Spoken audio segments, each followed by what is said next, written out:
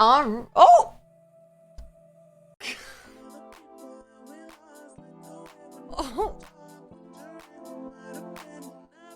My God, I was about to say live from Los Angeles. Live from Los Angeles. It's my stream. Why does that look so dark? Oh, I forgot to make my bed after I took a nap. Hold on.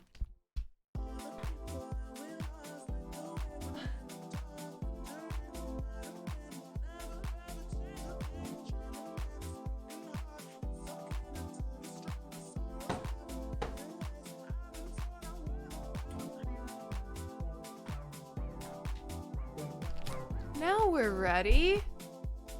Should I just make my bed? This is embarrassing. I didn't know you were here.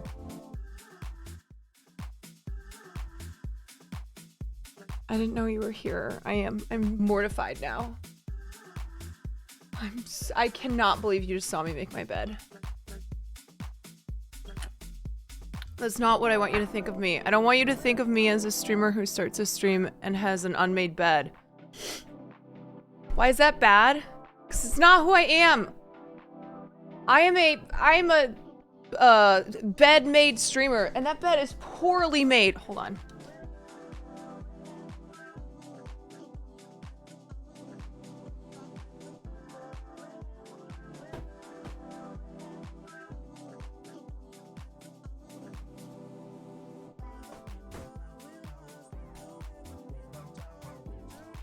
Okay. Okay, I think that's better. That's better. Now I feel better. Look, I am not an unmade bed streamer. Okay? Y'all know that. You've made your bed twice in your life? That's surprising to me. You strike me as a make the bed type of gal. I will say though, I don't know if my bed wasn't in the background, I don't know if I'd make it every single day. I don't know. Oh gosh, I just realized that you're not, wow. Wait, let me add you. As... Okay, everybody needs to... Yes, she's VIP. Everyone needs to chill the fuck out right now. Everyone chill. I'm tired. I'm exhausted. No, Peach, you don't have to chill. You have permission to go crazy. Everyone else needs to fucking chill. Leave me alone.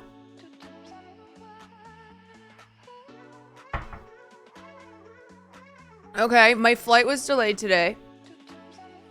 Imagine being personally attacked this early into the program. I feel like, raise your hand if you've been personally attacked by Regina George. I feel like that's me right now. Oh my god. You're the president of Canada. Oh. Oh yeah?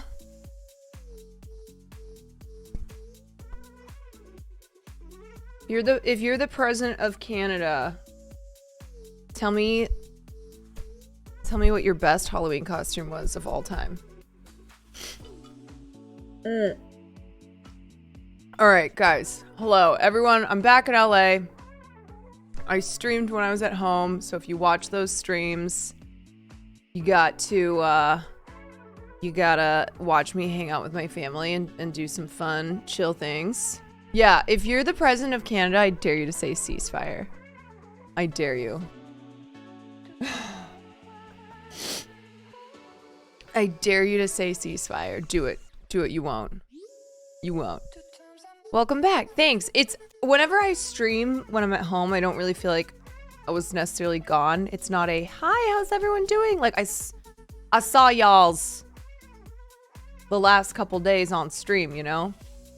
But I'm back in LA. Can you tell Papa Quan I say hi? Yeah, he dropped me off at the airport today. He sent some cookies home so Will can try them. He's the best. Yeah, if you're the president of Canada, name every Canadian. So, my dad and I watched Die Hard last night. We're the only two people who have ever seen Die Hard in the family, and we're the only ones who watched it last night. So all my family members who were like, I've never seen Die Hard, they didn't even watch it with us. Here, can I tell you guys what my dad said? Maddie, thank you for the 7 months. Here's what my dad said. My dad goes, as we're watching Die Hard, we get to the end. They go, Merry Christmas, and start playing a Christmas song. He goes, it's not a Christmas movie. He's like, just because they just did that at the end there? No. My dad decided that I was right. He's like, no, this is not. It happens to be a Christmas party. They say, there's a couple people who say Merry Christmas. It's not a Christmas movie, though. Is Home Alone a Christmas movie? Home Alone is like the Christmas movie. Yes. Anyway, I'm not talking about this anymore because my dad's opinion is final.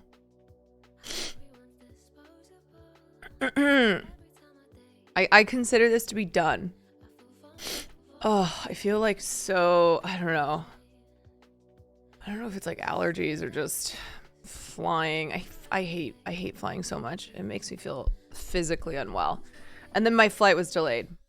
It always makes me nervous when when your flight is delayed for operational issues. You're like, is this plane gonna fall out of the sky?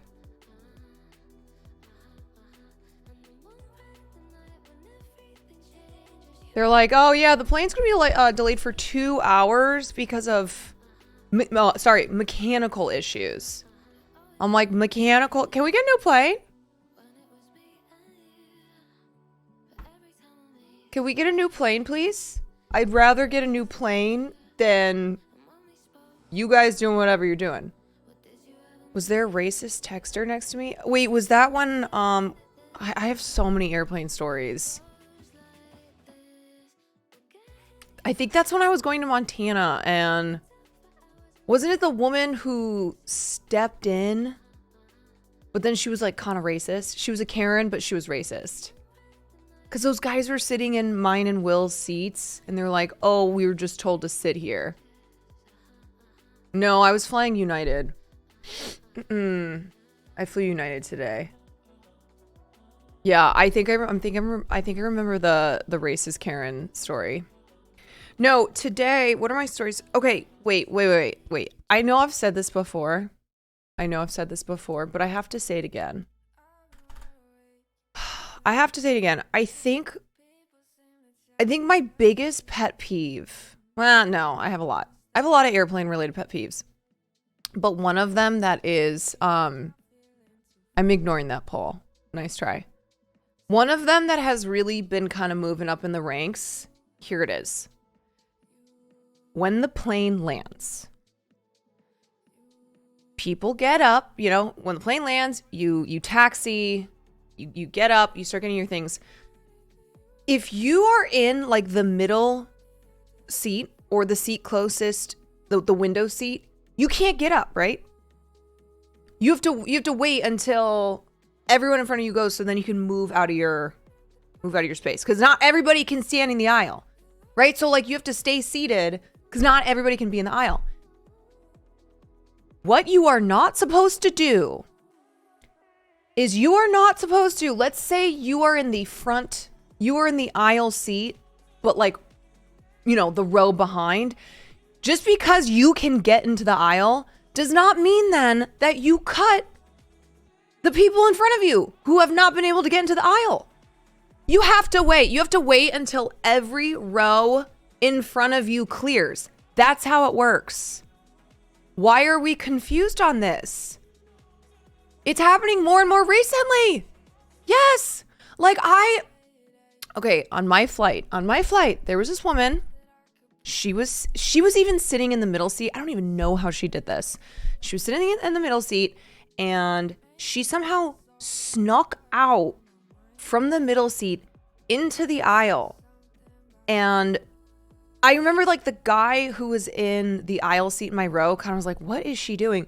And then the people who were in the 2 rows ahead of me, but who were stuck in the middle and window seats were like, what is this woman doing? And she did that just to cut. And I'm like, really? You got off the plane 20 seconds earlier than you would have, but you pissed everybody off? What are we doing here?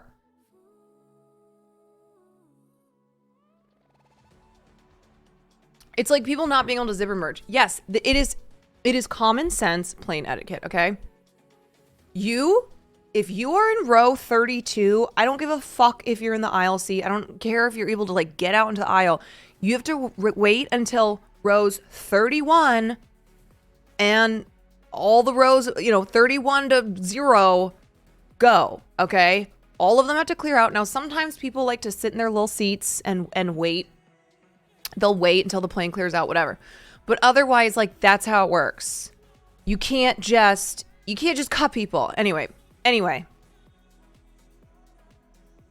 all know what I mean. You all know what I'm talking about. It pisses me off. It is pissing me off more because more and more people are doing it. To be fair, these are first world problems, don't you think? No, these are the most crucial problems that are facing our world right now. More than climate change, more than the ongoing genocide. This is what I'm going to talk about for the next 5 hours. Seriously, name me one problem.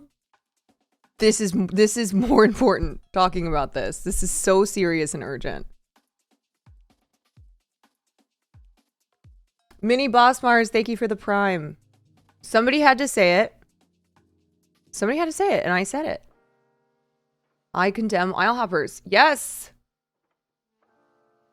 Not enough people are speaking up about this. Yeah, these are all true things.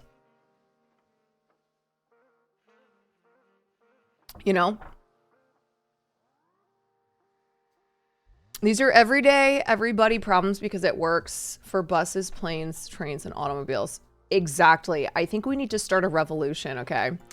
You know what it is too? I think people are always waiting for somebody to be the asshole and be like, you can't do that. You cannot cut. I think this goes for line cutters in general. You need someone who's like gonna be the community, you're kind of gonna be a cop. Community cop,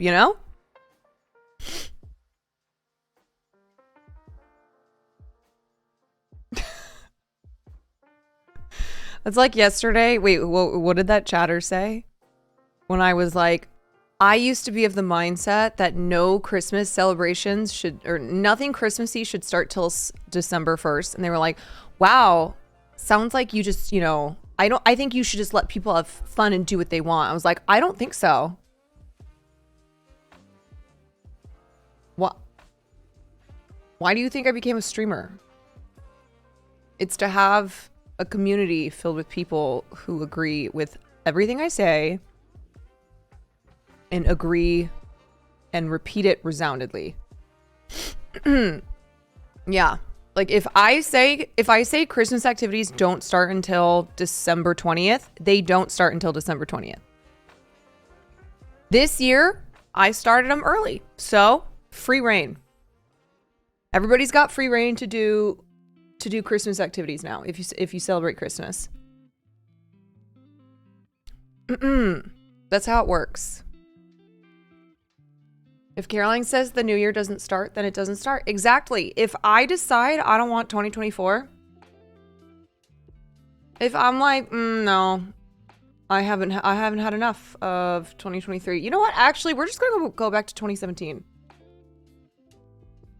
We are going to next year. It's just rather than be 2024, it's going to be 2017. Or like, fuck it, whatever. Maybe no year. Yeah, then if I say 2024 is canceled, then it's canceled. That is how it works. That is how it works. So if you're new here, anything I say, I do not say jokingly. I say 100% seriousness. Okay? And the things that I complain about, like line cutters on flights, I treat that as seriously as you would treat like not having universal health care, you know?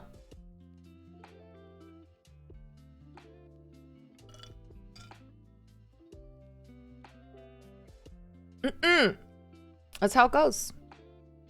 That is that it just be like that, you know? It just be like that. I am very excited because I get to see Farley tonight. And I get to see Will, but I get to see Farley. Oh, I'm so excited. Apparently he was sad. He was really sad about leaving North Carolina. Everything she says is also real legal advice. I don't know about that one, actually. Love all the Quan Fam wholesome. There was a lot of good wholesome content and a lot of fun at home. And I'm glad I got to stream it. Like, it wasn't stressful. I just, you know, I was just like, you guys want to stream playing trivia? You want to stream doing the Christmas tree? They'd be like, yeah. I basically, if my family was down to do it, then I streamed. But I was like, don't feel pressured. Don't feel like if you guys don't want to stream, we don't have to do it. But they like it. I don't know. I think there's something about streaming that people who, even my mom who doesn't want to be on camera, my mom was just always like, oh God, no, don't look at me. Don't look at me. I don't know. There's something about having an immediate, in real time reaction to things that you say. So my mom would say something and just be blown away that people would be responding to it in chat.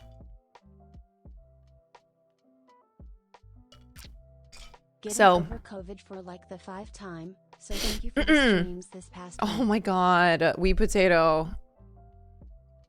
That is so many times. I hope you're well.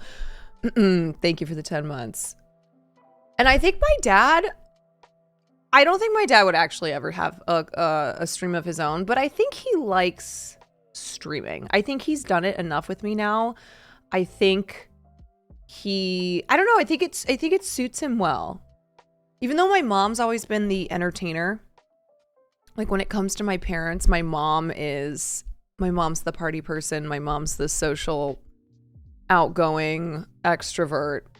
And my dad is, my dad's the introvert. I think he actually thrives with something like Twitch. And when I think about it, though, a lot of really great streamers are natural introverts. For some reason, they are able to, I don't know, they're like able to be entertaining and be on stream and do things that, they might not do. They might not do off stream because of being introverts or having social awkwardness. Honestly, I would actually say that most streamers are it's very rare to meet streamers who are just naturally extroverted. So that's why I think my dad fits. He fits with streaming really well. Imagine him doing something like what Chance's mom did at Wild West. He'd be great. I think my dad would be really good at trying to wrangle streamers and teach them things. Introverts love streaming. Yeah, and at first, to me, it never made sense. But the more I stream, the more I understand it. Yeah, like actual extroverts that I've met off stream.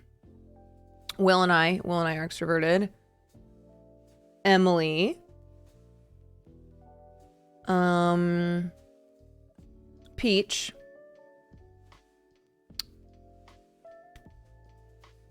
I'm trying to think of like real.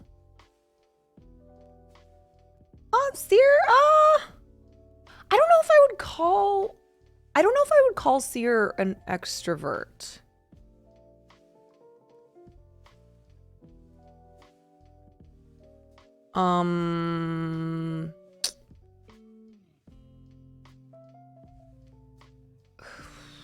This is not like a bad thing. This is not me being like, whoever I name as extroverts are superior. It's just like, you know, being a natural extrovert versus being more introverted. Wake's not super extroverted. I think a lot of people are also a mix though. Like if they're around people that they're comfortable, Cinna's extroverted. Yes. No, Fanfan's more introverted. I think again, I'm thinking about people like how they would be in settings outside of their comfort zones. You know? So like how me thinking of streamers that I've seen at parties or being around people that they don't necessarily know.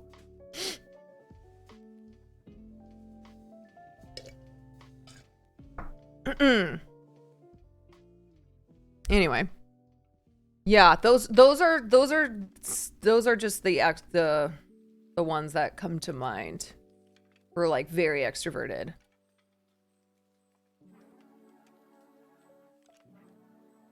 If I think of more, I'll say them, but yeah, otherwise people are a mix or very introverted, and that's why they like things. That's why they like things like Twitch. Oh, did I not publish yesterday's VOD? Oh, shit. My B. Hold on. I wish they would just publish on their own. Wait. Oh, shoot.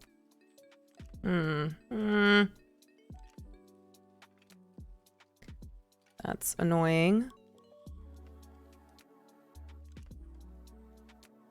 All right. I just published it. Sorry. I know, my VOD frogs. Oopsie.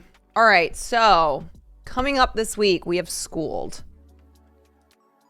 And I'm actually nervous because I kind of thought after I won my round of Schooled, I did think that I would I did think that I would study, and I would study math in particular, and I haven't done shit.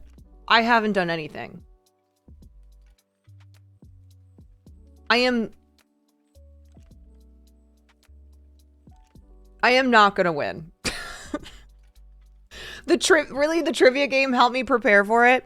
Yeah, if I get the question, how much does a gallon of milk weigh in pounds? Then I'll know. Don't be just making the finals awesome. Yeah, I'm not super concerned about it. Oh, fuck.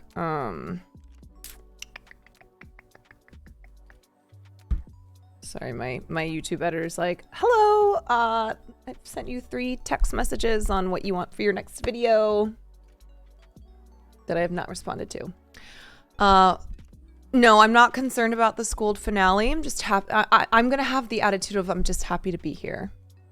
I am planning on studying with Fanfan still. If she ends up not being able to make it, then I'll probably just do something on my own.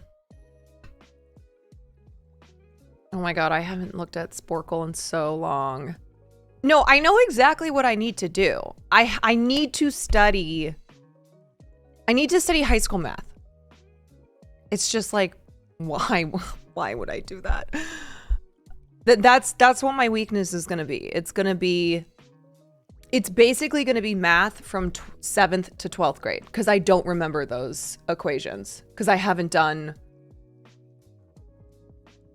math without a calculator in, besides Schooled, in 15 years.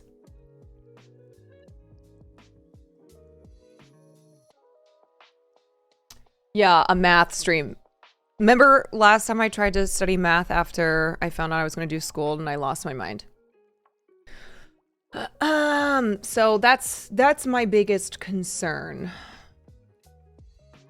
I think Fan and I are gonna I think I'm gonna download Are You Smarter Than a Fifth Grader on Steam, and then we can play that tomorrow, and then maybe we do like maybe I get us some whiteboards and we do math problems. I don't know. I teach math at uni. Well, I don't know if I mean, that seems a little more advanced than what I'd need. I just, like, I couldn't remember what was it, factoring? I couldn't remember how to factor. I couldn't remember, or what was the other one, the prime? They gave us different integers, and they were like, which one is prime? Like, shit like that. The quadratic formula.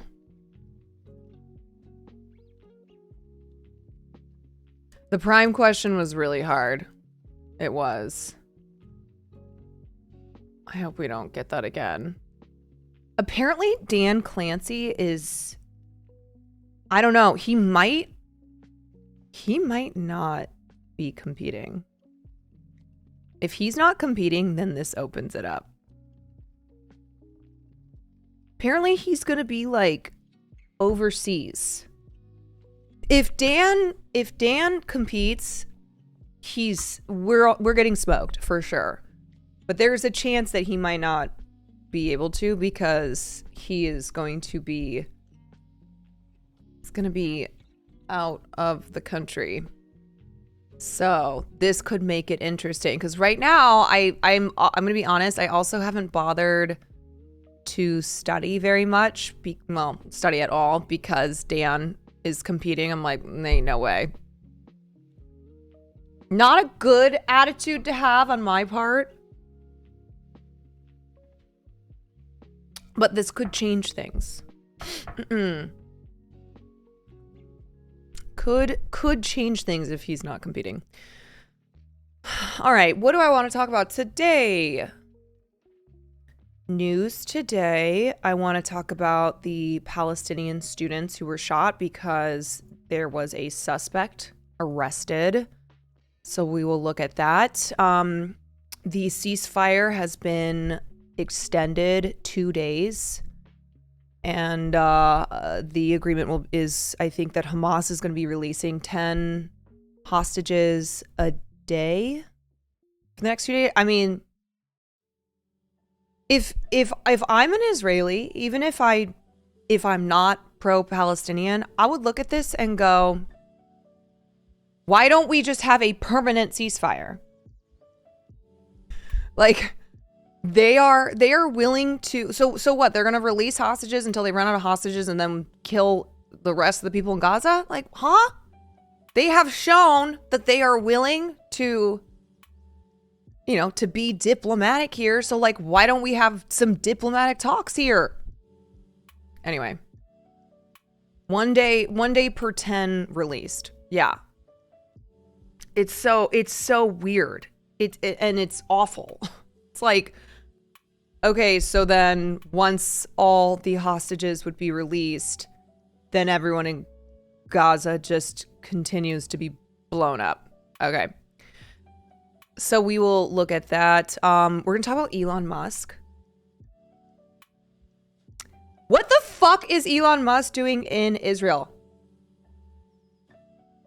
What is known anti-Semitic Elon Musk doing palling around with Bibi Netanyahu and like getting a personal visit to the place that Hamas, to the kibbutz that Hamas hit on October 7th?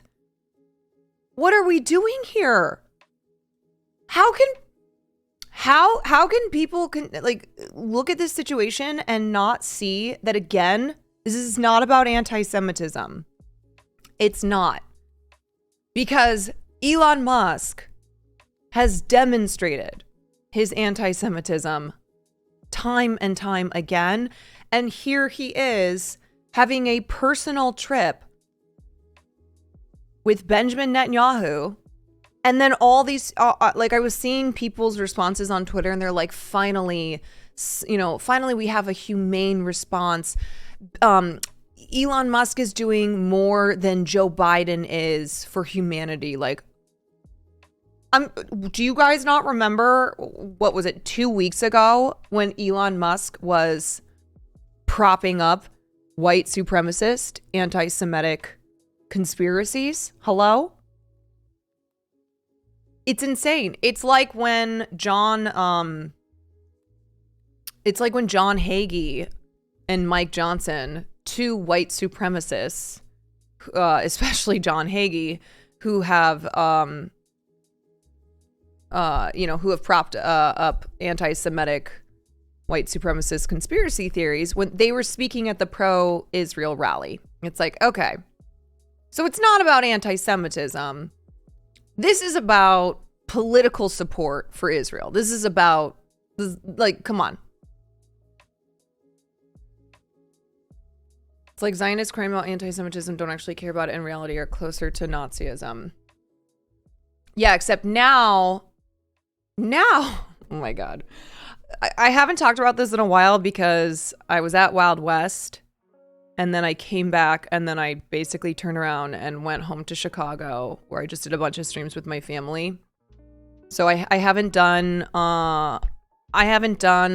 Israel-Palestine coverage in a while. Saw some oh yes! Oh, Krasenstein. My guy. Yeah, hold on. Let me pull up his take. But anyway, one thing that has been happening on, that I've been seeing on Twitter and then just in the news is now Palestinians are getting compared to Nazis, but in a way that, like, they're worse. Now we have Zionists who are saying that Palestinians and Hamas, and in, not distinguishing. Sometimes they'll say Hamas, but then, that they just mean all Palestinians. And some of them just say, like, people in Gaza, that they are worse than Nazis. That's where we're at. That is where we are at. Can you imagine being the I'm sure family members of those who died in the Holocaust, I'm sure some of them agree with that, but I can't imagine my family dying in the Holocaust or surviving the Holocaust and seeing people say that Hamas or that Palestinians are worse than Nazis. That is insane.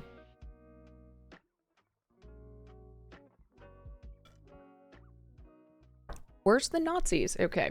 Anyway, let me pull up Krasenstein's take. Okay, I forget that he tweets 1,000 times. Elon Musk. Krasen. It's because they get paid to post on Twitter. Where is he? Oh, yes. Here we go. Here we go. You need a Jamie to pull things for you.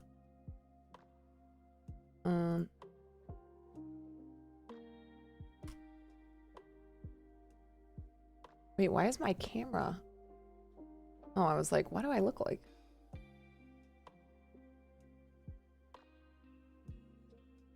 Dude, I wish the Krasensteins would do another Twitter space. I wish the Krasensteins would do another Twitter space about how Elon Musk is not anti-Semitic, so I could get in. I highly doubt that a raging anti-Semite would go out of his way to fly to Israel to meet with the Israeli Prime Minister just a mile from Gaza. Hopefully this puts an end to the accusations that Elon Musk is anti-Semitic. Oh, Brian. Oh, Brian Krasenstein.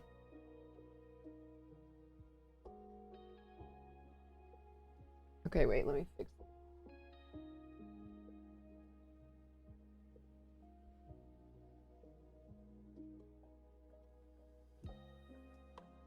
Oh, I'm sorry. This one's Ed.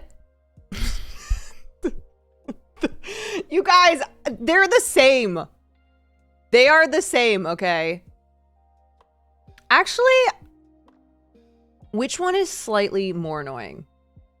Which one is... They really are the same. I do feel like I tend to see Brian's tweets more. Okay. Yes, he does say some things. Wait, what's the Krasenstein voice? I don't know Ed's voice, but I know Brian's.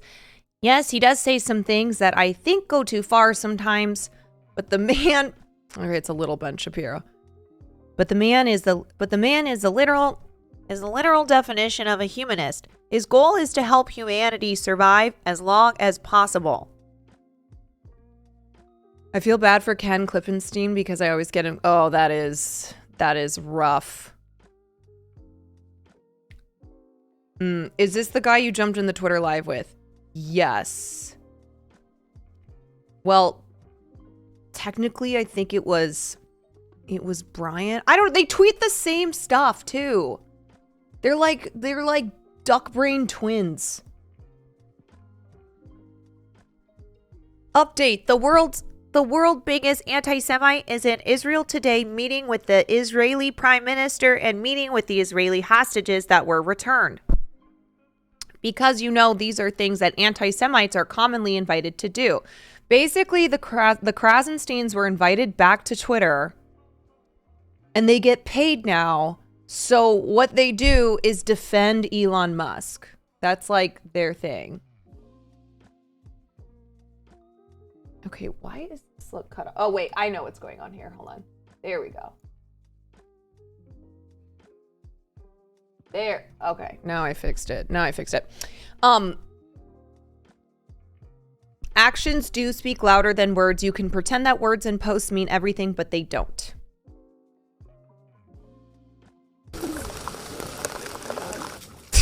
I'm sorry, but like, this is so clearly a PR move. Come on.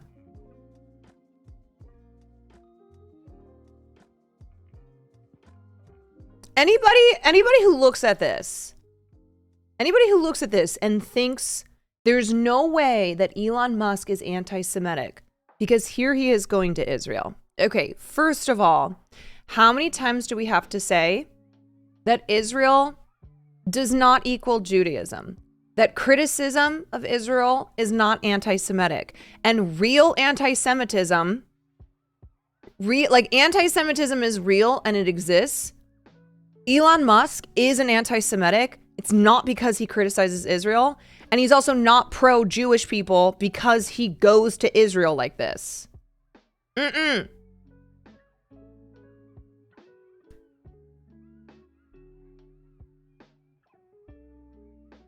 Netanyahu himself has a history of saying very anti-Semitic things.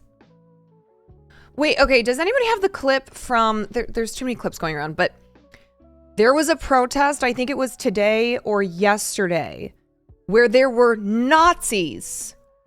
There were Nazis at a pro-Israel, or no, there were Nazis who went to, it was either a pro-Israel protest or a pro-Palestinian protest, but they were saying vile anti-Semitic things to the Jewish people who were marching for Palestine. There were clips of this protest that were going around, and once again highlighting that you can support Israel and Zionism and be a raging anti-Semitic. You can be a fucking Nazi, but support the project of Israel. Or sorry, support the Zionist project. They literally said, look, you can't be anti-Semitic unless we catch you just killing Jewish people with a swastika armband. It's crazy. It's crazy. It's crazy. It's crazy that I said this before. I said this like a month and a half ago where I was like, yes, it might not make sense, but there will be Jewish people, or sorry, there will be, no. There will be people at pro-Israel protests and rallies who are white supremacists, who are Nazis, who are not allies of Jewish people. They are allies of Israel. I said that and people were like, that's crazy. Nazis? Why would Nazis support Israel? I'm like, because Israel is not Judaism. So that's why you have anti-Semites like John Hagee. He's not a Nazi, but he's a Christian Zionist. And the reason that he supports Israel is because he's religiously insane and thinks that that is going to, once the Jews are all in the Holy Land, it's going to bring about the second coming of Christ. So even though that will mean the death of a lot of Jews, people like John Hagee want the Zionist project to succeed. Oh yeah, this. Judenrat, that is literally a Nazi saying. Okay, so this was an anti-Zionist protest in London. Okay, so these were Jewish people who are anti-Zionists, and there were Nazis yelling Nazi things at them. We've now got people shouting Judenrat. The cops are doing absolutely nothing, despite this man here literally saying Judenrat, which this officer should know if they went to school is a word that the literal Nazis used. Yet Zionists say that they're not Nazis. This guy is called Brexit Brian, is a known fascist, friends with Tommy Robinson. Yes, because this is fascism. Okay? Fascists love fascism.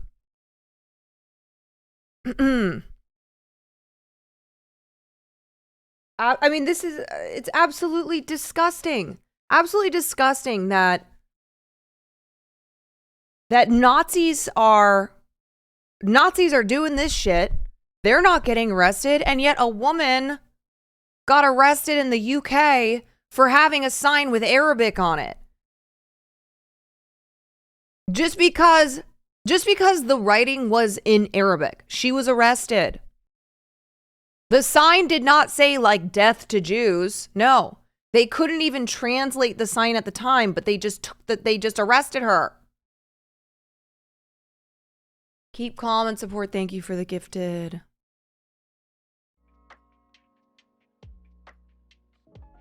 It also happened this past weekend in LA. We marched through the Grove and then walked to the Israeli consulate on Wilshire. The racists were outside the consulate trying to start stuff. The cops did nothing but harass everyone marching for the ceasefire. Yeah, that's because cops cops love fascists. Classic.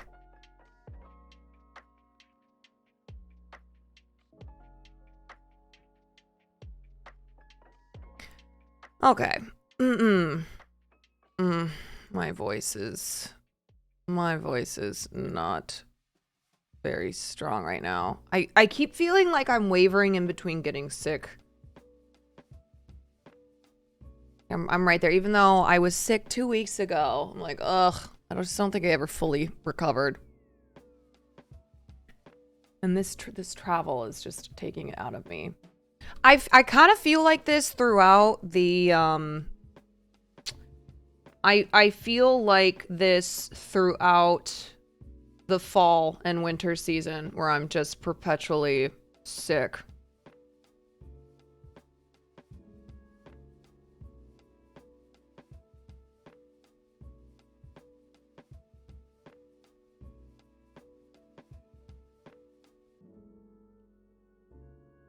This flu season has been rough. Yeah, I know. Y'all, you gotta take care of your bodies.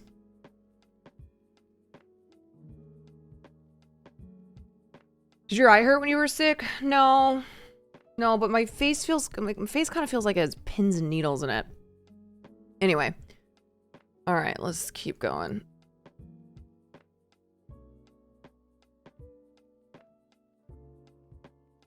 Okay, so here's Elon Musk's great plan to bring peace to the Middle East. It was certainly been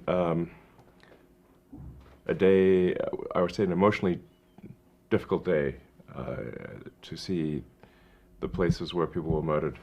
I just did a talk with the Prime Minister, and I think obviously there are three things that need to happen in the Gaza situation. I mean, there's no choice but to kill those who insist on murdering civilians. There's no. Okay, so step one, we must kill those who insist on murdering civilians. Now,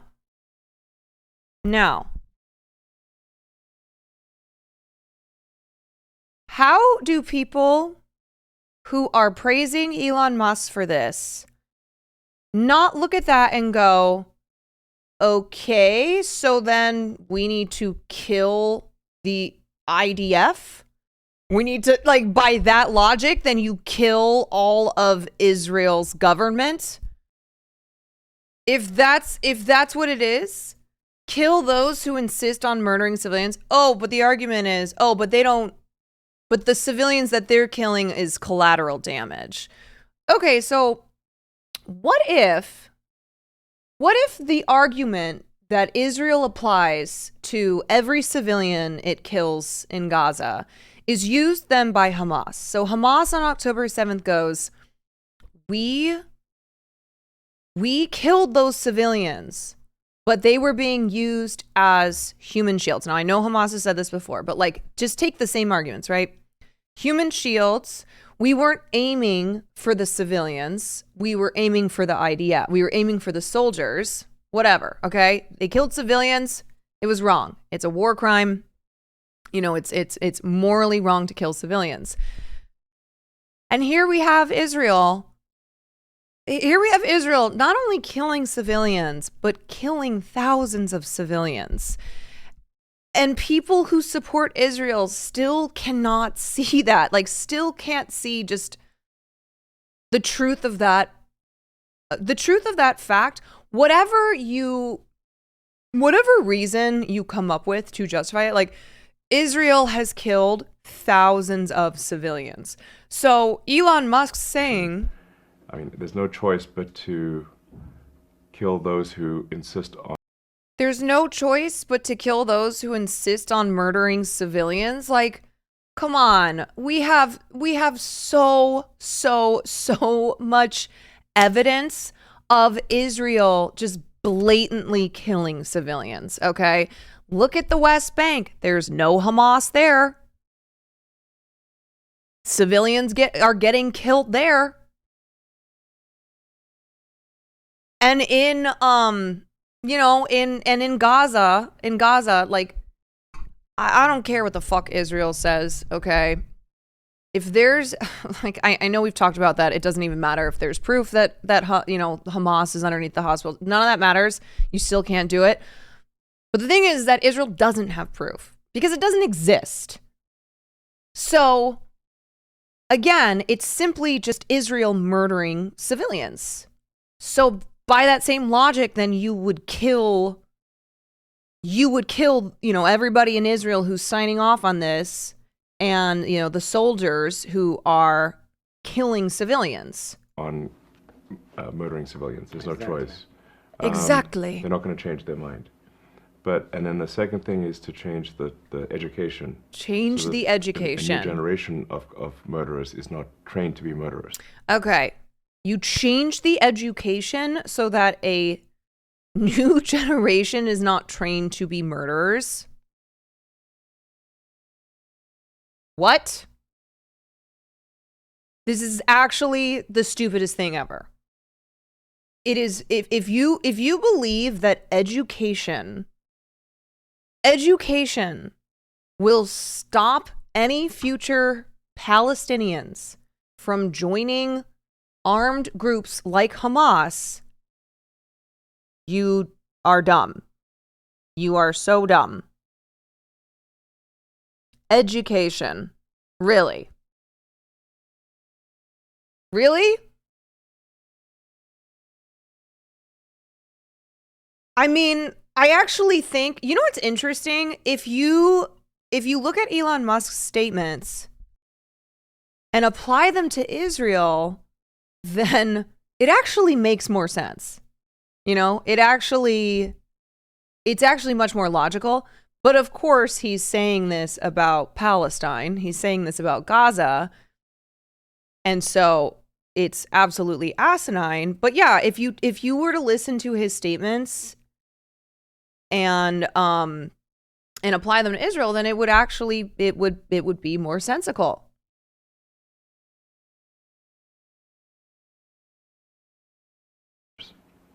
And then the third thing, which is also very important, is to try to build prosperity. It was certainly been a day, I would say an emotionally difficult day to see. Wait, let me get to the last one. The education, so that a new generation of murderers is not trained to be murderers. And then the third thing, which is also very important, is to try to build prosperity. It was try and build prosperity. I cannot believe all the responses to this who are like, Elon Musk has put forward a better plan for Gaza than any politician, anyone. And this is real groundbreaking stuff. Put forward a plan for prosperity. Okay. Does he know how Gaza became so poor? Does he know like why what is it? 65% of people are unemployed. There have been so many stats that I have reiterated over the last couple weeks. How many in Gaza are unemployed? I know like 82% live under the poverty line. This was before the genocide.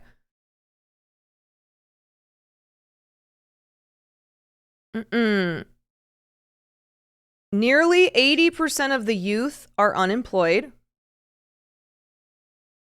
80% of the youth are unemployed.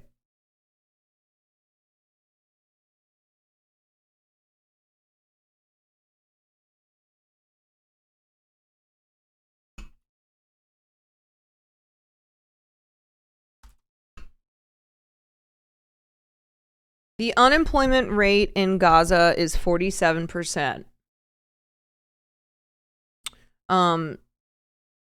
Yeah, so, some of these numbers, they're not all exactly the same, but the majority of people who live in Gaza live under the poverty line because they have lived under siege for so long.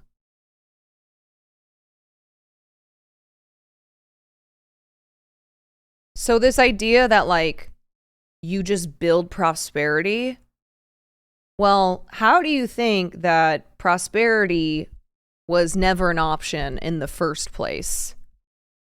Do you think that a population of people who are living under siege, who have been occupied for decades, who don't have the abilities of Israelis to work the same jobs, make the same amount of money, go to the same universities. It's harder to get it's harder to get to have access to higher education, which Elon said, well, we just need education. Like all of these things that have been done to keep Gazans below the poverty line, to make sure that they don't have the ability to pull themselves out of poverty.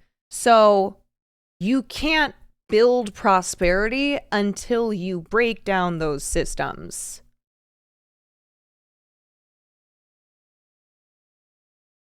And again, this was before Gaza was bombed to shit. okay?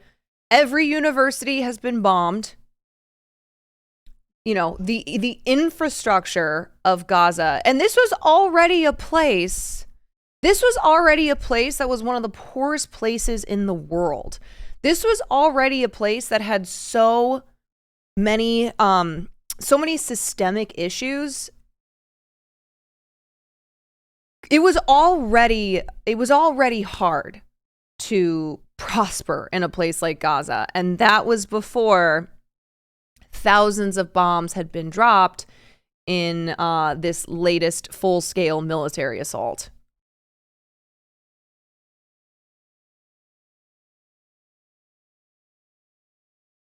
Wait, somebody said something earlier that I wanted to respond to. I don't know much about the history of the conflict, but for those who protest for a ceasefire in the past, when they had ceasefire, which side ended it first? So historically, Israel has broken more ceasefires, and Israel was breaking ceasefires for 40 years before Hamas even came to be. So that's another Zionist myth, is that, oh, we can't have a ceasefire because Hamas breaks a ceasefire every time. Well, actually, if you go back and look at who tends to break ceasefires more, it's Israel. And Israel has been doing this since 1948. Theoretically, Israel's barely abiding by the current pause. Yes, Israel has used this ceasefire. Israel has used this ceasefire where they are not supposed to be bombing Gaza to bomb surrounding areas. Lucas Mucus, thank you for the 8 months. The Pope of Clowntown, thank you for the 9 months. Sorry, I missed that.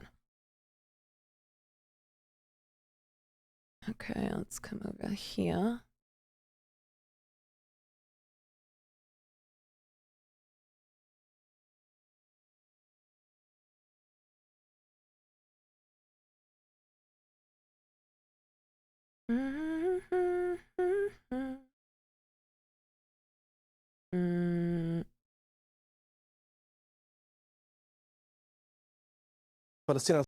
Assistant Professor of Public Policy with the Doha Institute for Graduate Studies. He's also a specialist on conflict resolution and international aid. Welcome back to Al Jazeera. So who do you think is calling the shots right now when it comes to the ceasefire and what happens next? It's a very complicated question, Doreen. I think everyone has a say, more or less, in this very... What can I ask you then? Context. Is the ball in someone's court, or do we not know that?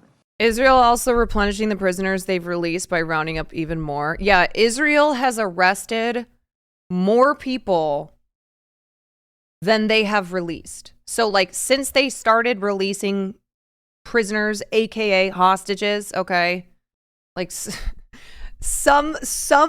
a lot of the people that Israel's taken, we should just straight up be using the word hostage. But Israel has continued to and undemocratically arrest people in places like the West Bank. Haven't they also re-arrested? I didn't see anything on that. If you have any information on that, you can put it in the chat. I think the Americans have the leverage for sure. The U.S. is the key player here. I mean, there have been some reports coming out that Netanyahu surrendered to pressure from the U.S. to enable this truce to happen. So the Americans, they hold the stick, let me put it this way. So yes, I think if their involvement is key, the Qataris and the Egyptians, of course, the mediators are very important here. And let's hope it gets extended. You know, that's the thing. The thing is to stop and... I mean, because there are two things that are going right now. One is the release today, and if and whether it will actually happen. And then the other thing, of course, is whether that ceasefire is going to be extended. And you know what, I mean, and there is also a missing element here also, a third one, which I would like to discuss further. It's the lack of any parallel political track, you know, to talk about the big issues. Because everything is connected to each other. So when we say the Israelis want to extend the truce, at the same time, they have these conflicting goals of toppling down Hamas's rule. Hamas will be nervous, so it will try also to hold its grounds. So the discussion is missing the elephant in the room, which is what's next, because the political track for the Palestinian Yeah, the Israeli audio conflict, sounds or kind of the- weird. is it has to be discussed now, because, for example, I mean, this war happens in the context of a Palestinian split. The Palestinian Authority in Ramallah is very nervous. They don't want to take over Gaza during the split, you know, because Hamas is still there. No one wants to see a civil war in Gaza, Is it only left audio? I feel like I'm going nuts. for instance. So will Israel manage to topple down Hamas rule in Gaza or not? So far, there's so many big questions. But what the international community should focus on is why not open a dialogue on these matters, again, which is the entire Palestinian split question and the peace process, again, because these go in parallel with the truce and with also the option or the goal of toppling down Hamas, or whether or not Hamas will have a future in Gaza. But there is no I discussion hear on what this. you're saying, but are both the Israelis as well as the Palestinian sides ready to talk about these big issues right now? I mean, we heard from the Israeli Prime Minister just about 24 hours ago when he visited the Gaza Strip, and he said, we're ready to continue this war. So, Yeah, but we read Joe Biden's op-ed piece in the Washington Post where he says he's committed to a two-state solution. So what does this mean in his opinion? A two-state solution, it means Palestinians will need to have a united leadership and an independent state as well. So how is he going to achieve this? Or what comes first, really? I don't think anything comes first in this situation. There has to be a third track, a parallel track where these things should be discussed now. And there are rumors that in some countries, some Arab capitals and countries, there are already discussions on these scenarios, on the future of Hamas, whether Hamas will accept a partner in the Gaza Strip or not.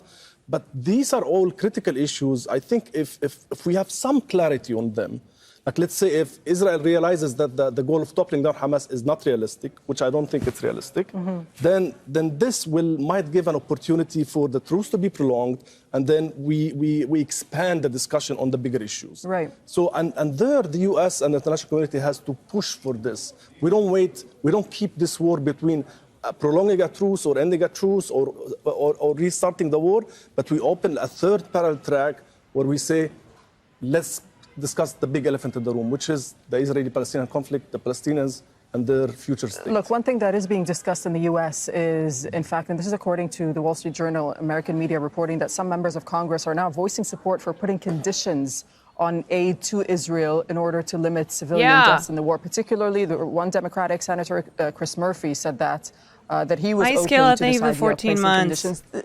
Is this unprecedented? It is, of course it is, and I see it as a very positive sign. I mean, it's a change in the internal American politics. Biden is nervous as well. I mean, his popularity is under questioning here, you know, because of what the Americans see, the way this brutal war has been managed, and the U.S.'s blind support to Israel. I mean, you see, so I think this is a critical time, even for the U.S. administration. So it could be an opportunity for them as well. If they're serious about pushing for the peace agenda, the big elephant in the room, then they should immediately open a parallel track on this big question and start a discussion with Hamas and Fatah and Israel as well. I personally don't believe that toppling down Hamas is an option unless Israel wants to reoccupy them. It's not an option because Hamas exists, and Hamas has become more and more radicalized to violence due to the occupation. Okay, so like until that ends, this is just going to keep going. And even when people try to argue, oh well, Israel pulled out of Gaza in 2005, it's like just because the warden is not in the prison cell with you doesn't mean you're still not imprisoned. Okay, Israel taking their settlers out of Gaza did not stop Israel from maintaining military control, military occupation over Gaza, even though Hamas is the government that was elected in Gaza in 2007. You know, Israel still has its boot on the neck of Gaza. So until that's done, until that ends, there's going to be more Hamas, and I hate to say it, But this is what happens where if this violence, like if somehow a permanent ceasefire is worked out, how can you not think that more Palestinians more Palestinians are not going to become more radicalized in response to what Israel just did to them? You know, this is what we talk about with violence begetting more violence. Israel has killed thousands in Gaza. They have destroyed more than half of the buildings in Gaza, where people live, destroyed their homes. They've done raids and taken people's possessions, taken everything from them and wiped out entire generations. So you can't just then, like, this is not just going to go be put back into the box. If somehow a permanent ceasefire is worked out here, people in Gaza aren't just going to, like, forget that this happened. Namely because a lot of them don't even have homes to go back to. Entire Gaza Strip, and then here we are talking about a big transfer scenario as well, population transfer to Egypt. I don't think it's realistic it's happening. So the Israelis also are in a very narrow angle here. So they have to meet in the middle. And the Americans, the U.S. administration has... How is Gaza's birth rate so high when they're so poor? I don't know if you know this, but being poor doesn't mean that you don't have kids. And in fact, people in poverty tend to have a lot of children versus people who are in wealthier classes, in higher classes, because of lack of education, lack of birth control, things like that. So it's actually the opposite. Fucking is free. That's true. Fucking is free. But also it speaks to the fact, though, that Palestinians, even though, you look at everything that they've endured and that they continue to endure and you go, oh my God, I look at that and go, how do you go on? Well, they do. And they continue to have children, and they continue to try and have life and hang on to that. It's a way to make sure they don't die out as a people. Yeah, I mean, if there's one thing that Israel has not been able to take away from them right now, it's the ability to procreate. It's the ability to make sure that there continue to be Palestinian people on this planet. There's a big role in this game. All right. Thank you so much, Tamer, for the time being. Tamer Karmout there.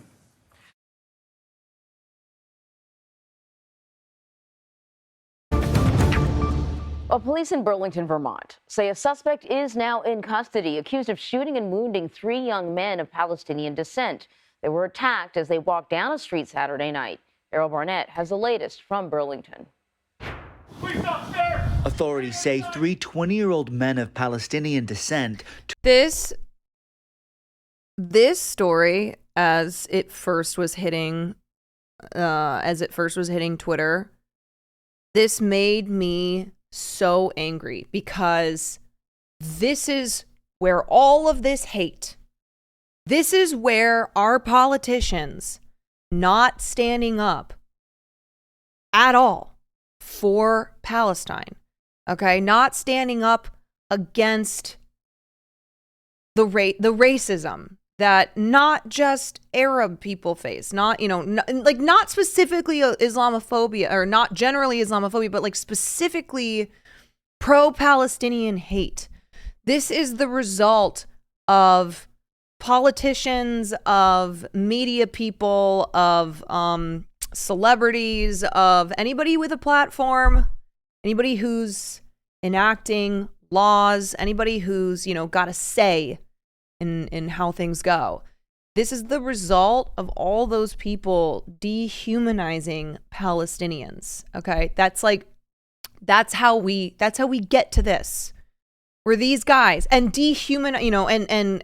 chalking up things like the keffiyeh to that of like the, slogan of terror, or sorry, a symbol of terrorism.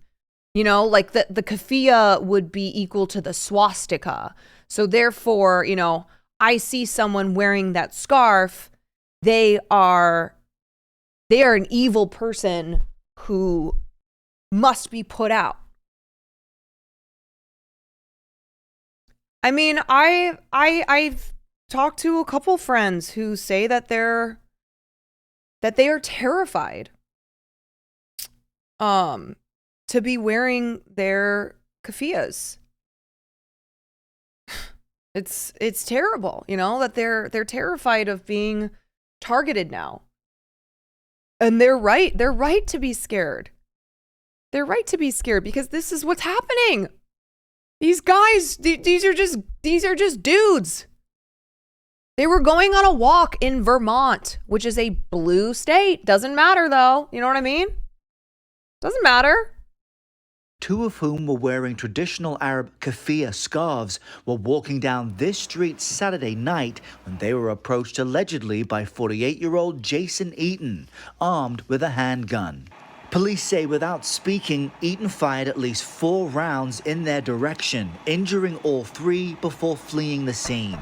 While canvassing the area, ATF agents working with the Burlington Police Department detained Eaton in front of his apartment where the shooting took place. It's very frustrating too, because I saw a lot of responses to this where, of course, people are condemning it. They're like, hate has no place here. I condemn this, blah, blah, blah. But they're treating it like it's separate from the bigger picture of what's happening and what has been happening in places like the United States of America for the last couple of decades. This is not a separate, unrelated incident, okay? This is a symptom. This is a symptom of the dehumanization that the West does to people in the Middle East, and specifically the ongoing dehumanization of Palestinians. That is a symptom of this, okay? This is not just a random horrible crime where, oh yeah, I condemn this, but let's not lose track. Let's not lose sight of what the real problem is here. The real problem of people being anti-Semitic, criticizing Israel.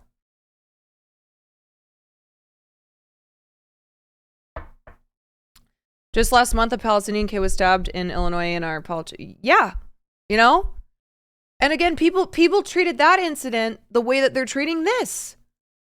Where it's like, oh my God, that was so horrible. I condemn this. Hate has no place, blah, blah, blah. But they're not seeing how this is all connected. They're not seeing how, Melissa Barrera losing her, being fired from Scream 7 is connected to this, which is connected to people at pro-Palestinian protests who are being called anti-Semitic and getting arrested, getting kicked off campuses. They're not connecting this to the bombs that have been dropping, that Israel's been dropping on Gaza. It's all connected.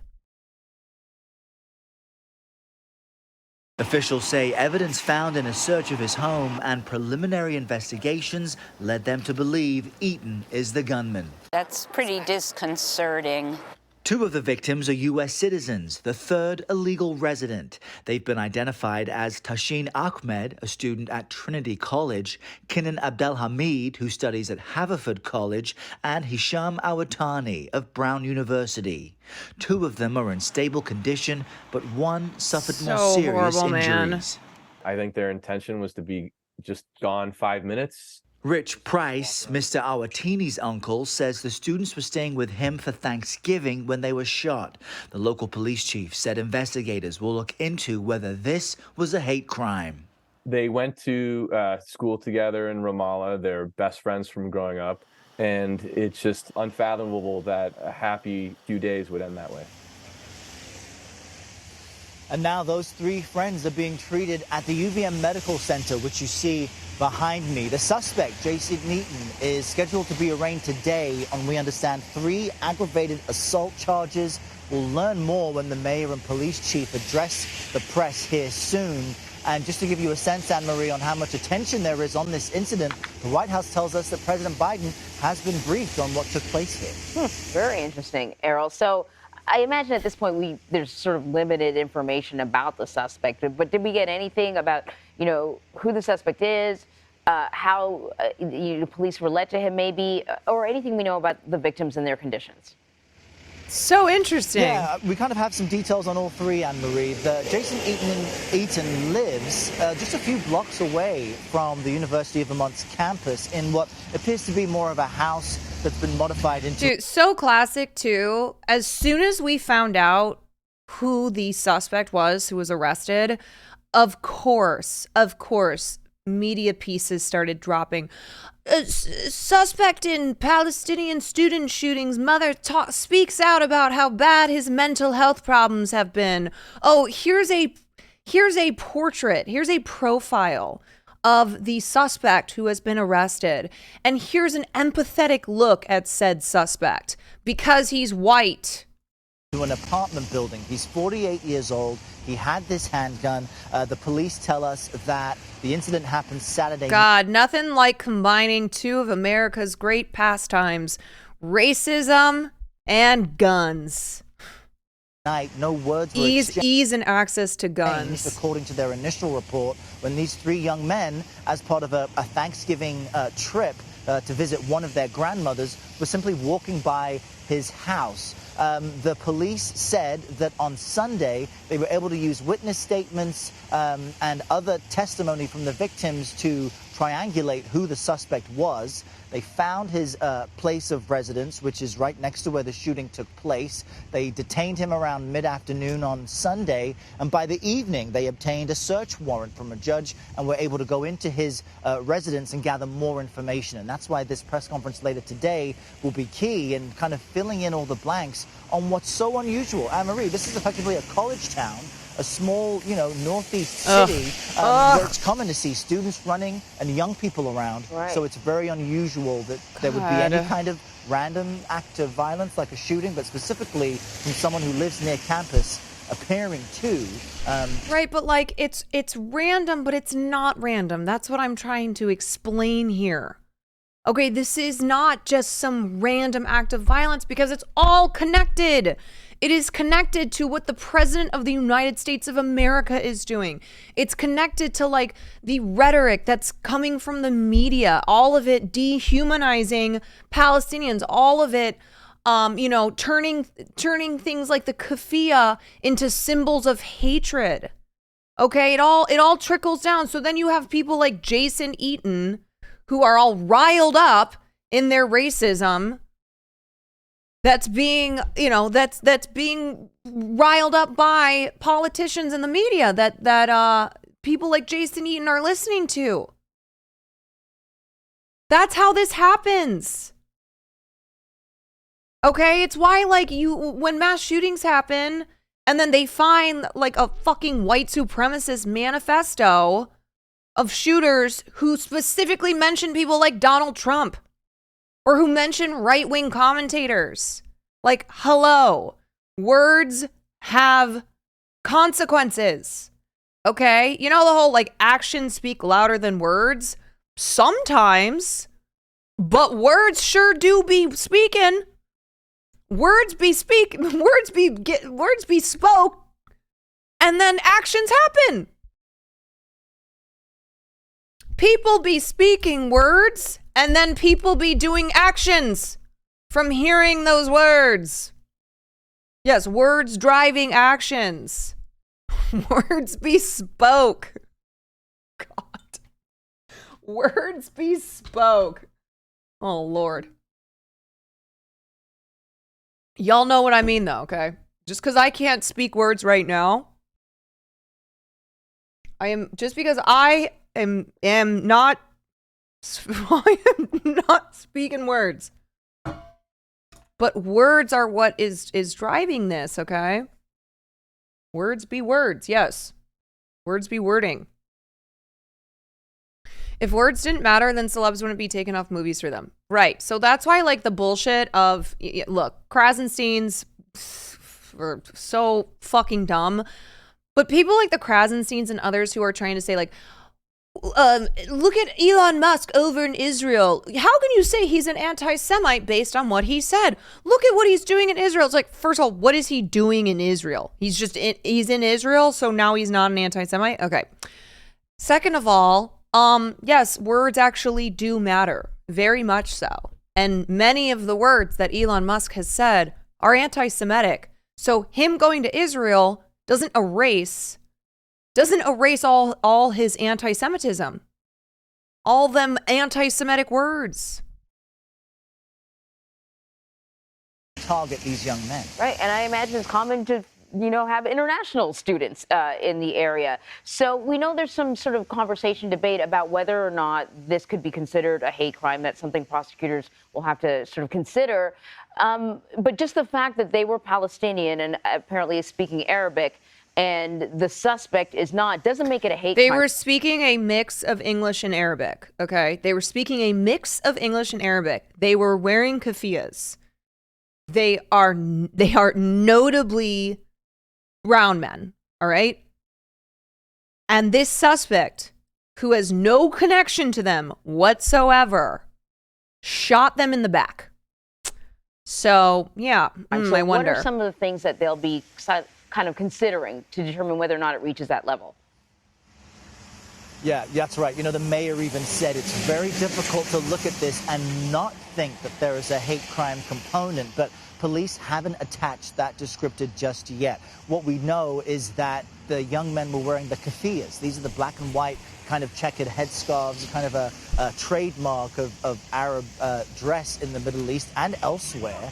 And yes, they were speaking both English and Arabic, but it's unclear if the suspect had a specific animus toward this group, and that's what is necessary in order for prosecutors to elevate it to a hate crime. So did he specifically target these young men? Is there something he said? Did the police find anything in his residence that speaks to a specific hate toward any specific group? I mean, just the fact that there is an ongoing conflict in the Middle East. It's very unclear. The IDF and Hamas isn't really enough for officials so far. But we do expect to learn more later today. And if there is a hate crime component, very of course, unclear. That increases potential charges as well. All right, Errol, thank you very much. Very unclear. Nothing has been more unclear. Speaking of celebs, Eliza. Oh, God, I know. Eliza Schlesinger. Ugh. Ugh.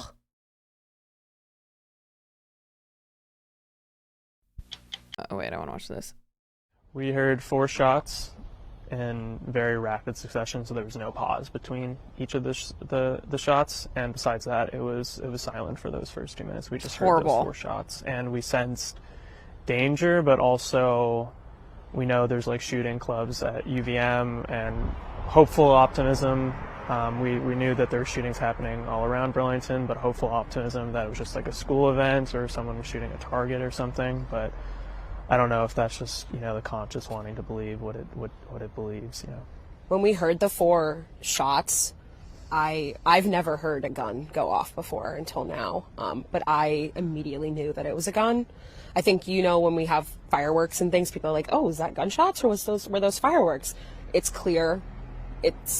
There's no. Yeah, regular day in America, honestly, it like I said, it combines 2 of America's favorite pastimes, guns and racism.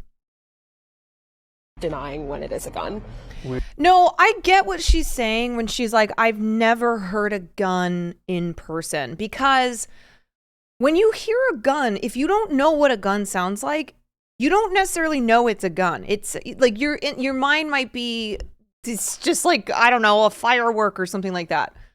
She's saying in person. This is normal, okay? Even though we live in America where people are getting fucking shot all the time, if you've never heard a gun, if you've never been to a gun range, if you've never shot a gun, it is not necessarily the first thing that's coming to your mind, even though we live in America. And also because that is, you know, I feel like that's also your brain's way of trying to make sense of what you're hearing as well, rather than, oh, someone's being gunned down right now. We were confused for a second because that's so abnormal just to hear gunshots in a residential area. So we thought about calling the police. We weren't really sure. And then a few minutes later, we heard commotion and sirens coming off in the distance. And I went to my living room window and looked outside, and there were clearly 2 people laying on the sidewalk outside across the street. And then all of a sudden, right after that, swarm cop cars coming, like guns drawn, running around, like frantically, like clearly like a chaotic situation. Yes, now I have shotguns. I have heard guns. I, have been off at a distance, so I haven't visually been seeing the guns, but I've been hearing them, and now I recognize the sound of guns. So even though I've heard them on video, watched many videos, unfortunately, of mass shootings, or even when you hear them in the movie, it's not the same thing. But now I'm more likely to recognize when I hear the sound of gunshots. Like, I will recognize that as being gunshots. So that kind of confirmed to both of us that it had been a shooting and there had been people that were injured. We could only see 2 people. Unless I know it's confirmed that there were 3, but we saw 2 people laying on the ground. We saw the EMTs come. At that point, we heard a man screaming in pain, which was the first time we heard any noise coming out of the victims. I know there is obviously a lot happening in the Middle East right now. Tensions are high for both Muslim and Jewish students. Have you experienced that? I do see the tension. I do see within students, there are a lot of students that are angry on both sides. There's anger, there's frustration. It's tragic. And the fact that these 3 young men were here celebrating Thanksgiving with their family only to get shot is horrendous. It's horrible to hear. My heart goes out to them and their families. I really hope that they're okay. But I do think that it is a greater issue than just Burlington, but I think it's crazy to see it happen here because you get that false sense of security often in that little college town. But this is really like an eye-opening experience, and I think change needs to be made for sure. Have you heard about the schools that do drills where they have an officer fire? Yes. I think I actually went over that on stream one day. We were going over the different drills that they do in schools now. In elementary schools to prepare kids. The families of the Palestinian students who were shot Saturday night in Vermont say it's hard to imagine the young men were not targeted. Hisham Arwatani, Kanan Abdalhamid, and Tahsin Ali Ahmad, all 20-year-old college students, were out for a walk during a visit to Burlington when a gunman fired 4 shots at them. Suspect 48-year-old Jason Eaton was arrested. All 3 men are still hospitalized. Rich Price, Arwatani's uncle, said Monday at a press conference. His nephew sustained a spinal injury in the attack and faces a long recovery. While Abdul Hamid is expected to make a full recovery. Ahmad is the most seriously injured of the 3. And to be clear, full physical recovery, the PTSD, the mental recovery of being fucking shot in the back for wearing a keffiyeh, I don't know how you get over that. I don't. These 3 young men are, Ahmad is the most seriously injured of the 3, police said. These 3 young men are incredible, and that's not just a proud uncle speaking, but it's true, said Price, who was hosting the students for Thanksgiving. They have their lives in front of them. They are committed to building incredible lives. The young men were speaking a mixture of English and Arabic while on a walk around the block when they were struck, police said. 2 of the men were wearing keffiyehs, a traditional black and white Palestinian scarf. The attack has shocked the Arab and Muslim communities at a time when Islamophobia and anti-Arab and anti-Palestinian sentiments are on the rise, along with a parallel surge in overt anti-Semitism. Last month, a 6-year-old Palestinian American boy was stabbed to death in Illinois. Burlington Mayor Mira Weinberger called Saturday's shooting one of the most shocking and disturbing events in the city's history. City police declined to comment on a possible motive, saying it will focus its investigation on building a case. Sarah George, the county's attorney general, said her office does not currently have the evidence to support a hate crime charge, but that there's no question that this was a hateful act. One of their families said they didn't want them coming home to Palestine for Christmas out of worry for safety, only for this to happen in the U.S. Ugh. Eaton was arraigned Monday and is facing 3 attempted murder charges, each one carrying a maximum of a life sentence. Eaton described himself on social media as a radical citizen patrolling democracy and capitalism for Oath Keepers. Oh yeah, this guy sounds real fucking normal. His now deleted page also featured apparent anti-vaccine and anti-trans sentiment. You know how trans people who are Palestinian have been talking about how, like, these struggles are related, okay? Like, a lot of trans people who have been publicly supporting Palestine. Eaton pleaded not guilty to the charges and the shooting is being held without bail. And by that I mean, all oppressed people are linked. Nobody is free until we're all free from all prejudice, from all forms of hatred. Whether that is transphobia, whether that is Islamophobia, whether, you know, whatever it is, we are not free until we are all free from all of this. Yeah, keepers and hate crime checks out. Eaton pleaded not guilty to the charges in the shooting and is being held without bail. Isn't it interesting when an individual harbors such hate for, you know, for a particular group that they go to the lengths of trying to murder them, that they then also have hatred for other groups of people? Isn't that interesting how hatred is connected? Radi Tamimi Abdal Hamid's uncle, who flew to Burlington from California on Monday morning, said at the press conference that it's hard to imagine it was a random act. Abdal Hamid previously lived in the West Bank, and his family hoped he would live a safer life in the U.S. Good Lord. Coming from the West Bank and being shot and almost murdered in the United States of America. We feel somehow betrayed in that decision here, Tamimi said. John Murad, Burlington's police chief, said that there were 26 shootings in the city last year, and there have been about 15 or 16 this year.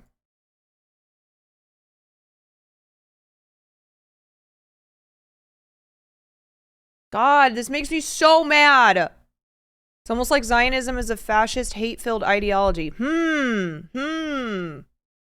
Almost. Seems to be that the evidence keeps stacking in favor of Zionism being a fascist, hate-filled ideology. God, it makes me so mad that these 20-year-old students who were just going on a walk, they've been buddies since they were little kids, going on a walk, wearing a scarf, wearing a traditional Palestinian scarf that has now been demonized, that has now become like a trigger for psychotic racists to look at that and go, I need to shoot and kill them. Come on, man. I mean, this is not the only hate crime that has happened related to the Kafia in the last month. Like, how many fucking posts do you see of psycho Zionists who are posting pictures of anybody wearing a keffiyeh and being like, interesting. Killing indigenous people on Thanksgiving a little too on the nose. Well, you know, it's pretty meta.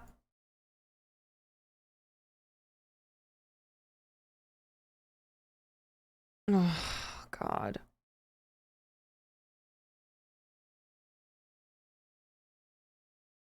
Police added that the students were shot in the front yard of a house belonging to one of their relatives after they'd returned from bowling.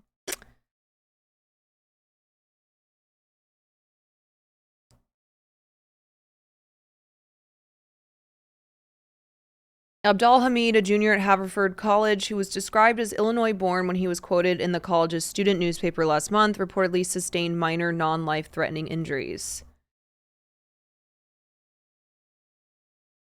Kenan and his friends are all Palestinian students studying at U.S. colleges and universities. Police are investigating the shootings, and we await word on whether it will be pursued as a hate crime.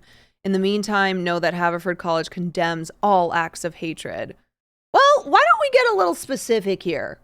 How about that, Haverford College? Why don't we say Haverford College condemns anti-Palestinian hatred? How about that? I'm so sick and tired of this. Or how about Bernie Sanders, who's the fucking senator of Vermont? How about Bernie Sanders finally comes out and says that he's for a ceasefire? How about that?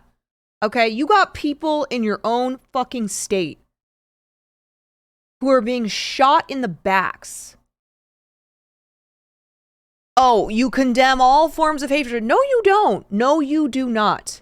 Because otherwise, you would be doing more to make sure that this doesn't happen. Yeah, mod check, Bernie Sanders calling for a ceasefire. Hello. When every new politician who finally caves to their constituents, which keep up the work, y'all. Keep calling. Keep writing, keep showing up to wherever these politicians are eating their little dinners. Okay, whatever little restaurants they're at. Keep doing it. Keep putting the pressure on. Because more and more politicians are signing on to a full ceasefire. Not Bernie, though. He is a really bright kid, a friend of Abdul Hamid told the Philadelphia Inquirer, the kind of kid who gets the homework done for the whole semester on the first week of class. Abdul Hamid declined to give a statement when contacted via Instagram. His Instagram bio identifies him as a registered EMT sprinter and includes a link to a pro-Palestinian advocacy and fundraising website. Tassin Ali Ahmad, he was shot in the chest. He studies at Trinity College in Hartford, Connecticut. Tassin wants the Trinity community to know that he is in stable condition at this moment. Please keep Tassin and his friends in your heart. Hisham Arwatani, he's Palestinian Irish American and a junior at Brown University. Arwatani's great uncle Marwan Arwatani is a former education minister of the Palestinian Authority, and he told the New York Times that a bullet had struck Hisham's spinal cord, and the 20-year-old lost feeling in the lower part of his body. He remained hospitalized as of Sunday evening. A statement from Brown University President Christina Paxson to the university community on Sunday evening said that they were very relieved and grateful to learn that he's expected to survive his injuries. The school will be holding a vigil on Monday afternoon to condemn anti-Arab and anti-Palestinian discrimination and acts of violence and hate and express care and empathy for one another. Yeah, so this is better. See what I'm saying? A little specificity there. Specifically to condemn anti-Arab and anti-Palestinian discrimination. Okay? Not like what not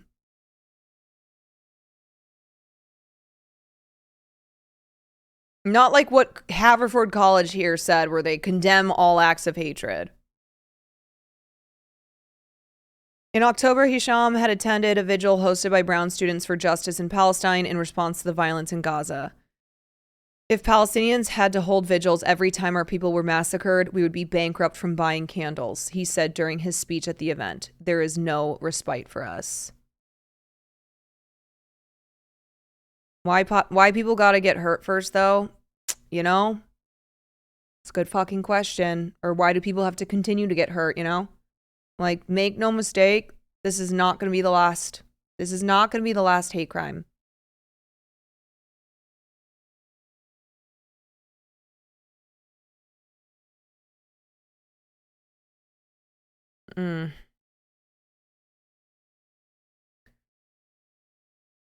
Oh boy. I would just be so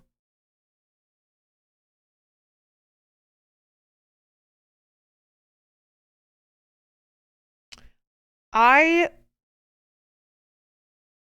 am so angry. I am so angry.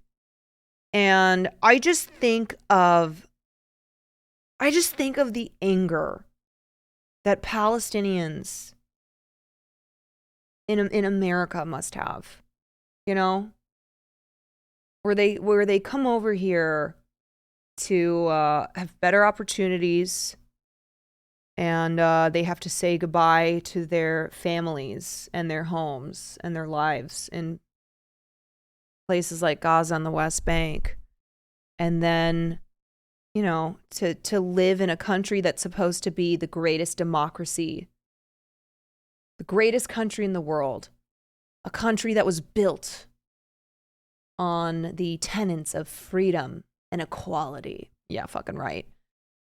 And to not only have to watch your people being murdered, but to then be gaslit about that. And then to have your people be murdered or attempted murdered over here in America, and then also be gaslit about that. You know what's in? So my dad and I watched the Curb Your Enthusiasm episode, Palestinian Chicken. And it's wild to go back and watch any TV or movies that at all feature anything between Israel and Palestine, and to realize that, like, I've seen that episode before, but I didn't understand it. Like, I saw it years and years ago. I saw it years ago, but I didn't like fully get it the way that I do now. Like, I saw, and I turned to my dad, I was like, do you think that Larry David is purposefully showing how racist the Jewish people are in this episode towards Palestinians? Now, I didn't like how he portrayed Palestinians, of course. It's very both sides. I didn't like the sexualizing of the one Palestinian character. No, fuck that, okay? He was wrong for that. But what was interesting to me is, like, I wonder if he was making a statement about the racism of the Jewish people in that episode towards Palestinians, or if that was something that, like, oh, this is just normal. It's just like back and forth between these two. Like, these both sides just hate each other.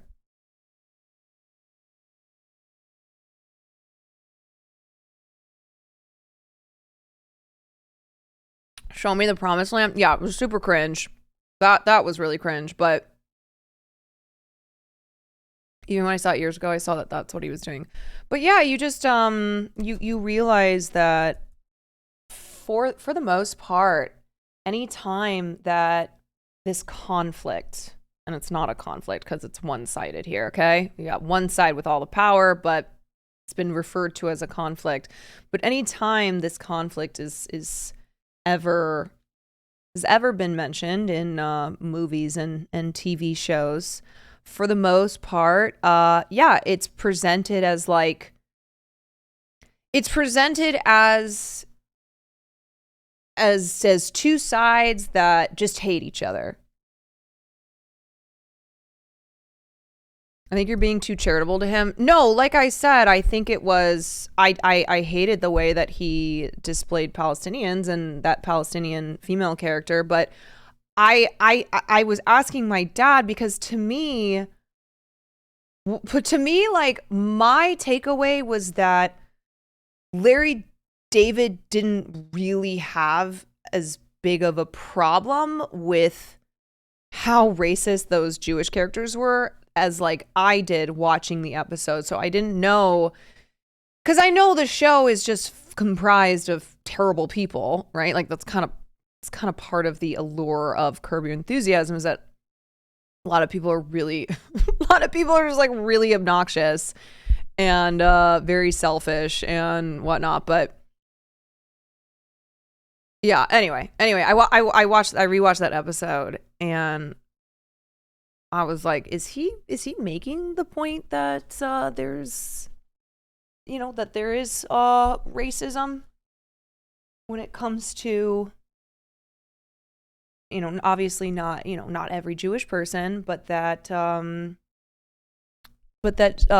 Jewish people and it depends, it depends where you're raised, how you're raised, but are raised to view Palestinians a certain way.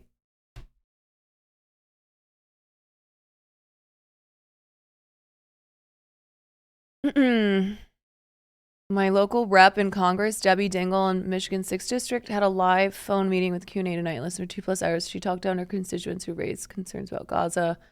She was saying, maybe if you listen to what I'm saying, then you will know. Like, bitch, it's your fucking job to represent us. Vote her out. Get rid of her ass. All right, so I don't normally watch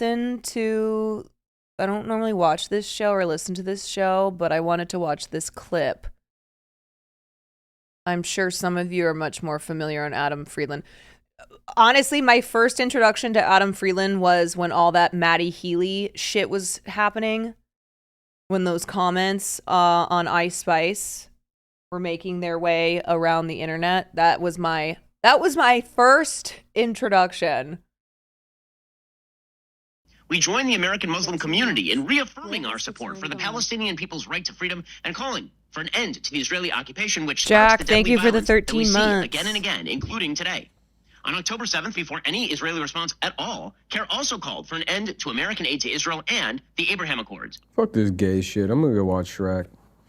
Let's watch it right now. Dude, I'm fine. Yeah, I'm Shrek, dude. I'm Shrek. I'm man. Shrek, I'm just dude. watching Shrek. I don't fucking. What an awful world. It's beautiful outside. That's the worst part. Is this is happening during the fall, when it's beautiful. It's ruining fall. There's a beautiful world we live in. So are these guys Cumtown? Because I didn't listen to Cumtown either. But is that where they come from? These are Cumtown? These Cumtown guys? Okay. On God's Union earth. Square, get a piece of fruit. What kind of fruit? I don't know, just like a nice apple, maybe. I'm like sweating too much, and we're only 20 minutes into this. No, we're not. Yeah. Shut up. Yes. Ginsburg. 50. Mm-hmm. Yeah. No, last week was a lot of nervous energy around the studio, getting this episode out and stuff, and I'm really glad that it's out now. Well, I don't know. I'm having my own I'm having a rough time lately.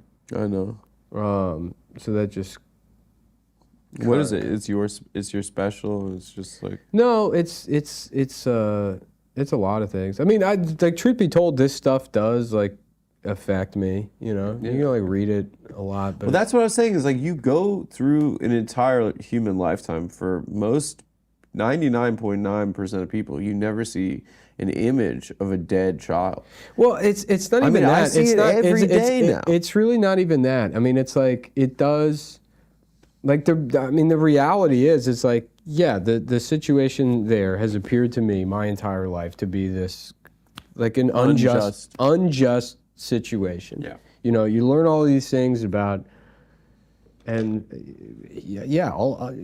like America's sordid history, how we came here, how we killed all of these fucking people or whatever, and slavery, and how the story from an American perspective is one of us trying to correct this long-reaching history of just how people haven't been treated fairly, right? And then there is this one example that we fund, that we pay for, that we have a relationship between these two countries. We actively support. We actively support this thing, and you see that, when you're a teenager, or whenever you become aware of it, and you're like, oh, well, isn't this bad? And it's like, yeah, but I guess we don't actually really care about all that stuff in history. It's easy to care about it now because it's done. It's over. You're gonna be like, wasn't that terrible what happened to the Native Americans? Well, shucks. Yeah. We'll do a land acknowledgement. Oh yeah, Some, wait, like, gay answer We'll like do that. the haka. Right, exactly. Yeah. And then it kind of makes you like very cynical, or at least it did with me. I felt like, okay, well, this is all just kind of a lie. I had that experience at 19. Yeah, no, that's what I'm saying. But it's yeah, I just became very cynical. And to see the response now to what does look like a genocide and all of these people on the streets and stuff, it's it one makes me feel like a cat, like kind of a piece of shit for becoming cynical in the first place. Yeah. And then also like it's like, okay, well maybe something might be different. But then it also came at the cost of like this, like I said before, this is like the worst it's ever been. Yeah, a kid dies every 10 minutes. This is the worst it's ever been. Yeah. I saw, I can't find the tweet, but I saw a tweet and it said that it was like liberals are against war except for the war that's currently happening.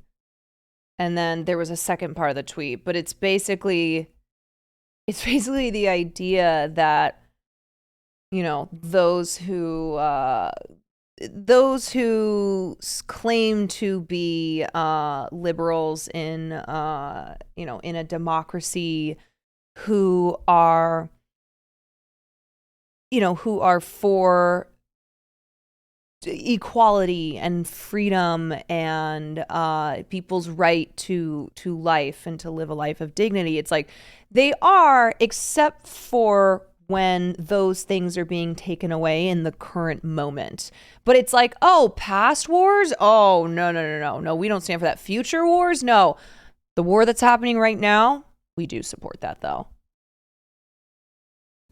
But maybe it'll be different. And then I don't know. Yeah, I mean, well, that's the only thing to take hope from is the fact that yes, literally no one. Oh, that's what it is. Liberals are against every war and support every civil rights movement except for this one, except for the one that's currently happening, right? And like, you can complain about like seeing the dead babies, but like there were like 500,000 people in DC this weekend. Mm-hmm. You know, that is like, I've never seen that for Palestine, you know, and you take, I mean, like, I'll tell you this, when I was 19, I was there and they took us to the settlements in the West Bank to show us how they lived over there. And then I looked down. But you were buying prostitutes and like, you weren't paying attention to any of that stuff. No, You're buying I was a Zionist, bro. But you were busy buying child prostitutes. Well, it's to support the economy. Yeah. I mean, like, the black market. But, oh, you're buying black child prostitutes? No, the black market. African children. I was on the black market. You didn't even go to Israel. I didn't do any of that. You were in Congo having sex with children. I was in the heart of darkness. Yeah. In the ash of darkness? No, I went to a strip club one time, and Nick loves to remind me of it. You tell the story. You bragged about it. I was fucking 18 years old. I was 18 years old, and I didn't realize that was terrible. It was wrong. All right, so you get to give a sincere statement on this, and then now it becomes about prostitution. Please do. I don't know. Sex trafficking. You brought it up. I don't know. You brought it up. No, but we went to the settlements, and I was like, to that point, I was a fucking Zionist. I was there right after they disengaged from Gaza, right after they cleared out Gush Katif, and like Sharon left. And I guess 2017 was the election, so it was like, or no, it's not 2017. It was 17 years ago was the election, so this was 18 years ago. It was before the election of Hamas. Mm-hmm. They pulled out, and then they took us to the West Bank, like the last month I was there, and I realized that I was like, this is the wrong side of history. Mm-hmm. And I saw, like, you look down at the Arab village that was underneath where this fucking settlement was, and you see how these people are living under constant surveillance and they're being fucking demeaned and dehumanized. And then you see these fucking guys like building these tract houses like they live in fucking Orange County. Yeah, or this, which nothing should surprise me at this point, but I continue to, hold on, let me find it. I don't think it's so much surprise as just, holy shit, every new thing I find out just reaffirms how much Palestinians have been dehumanized. But like here, Palestinians living in Hebron have to build fences above their streets because Israelis throw their garbage at them. They throw garbage, they throw bottles of piss.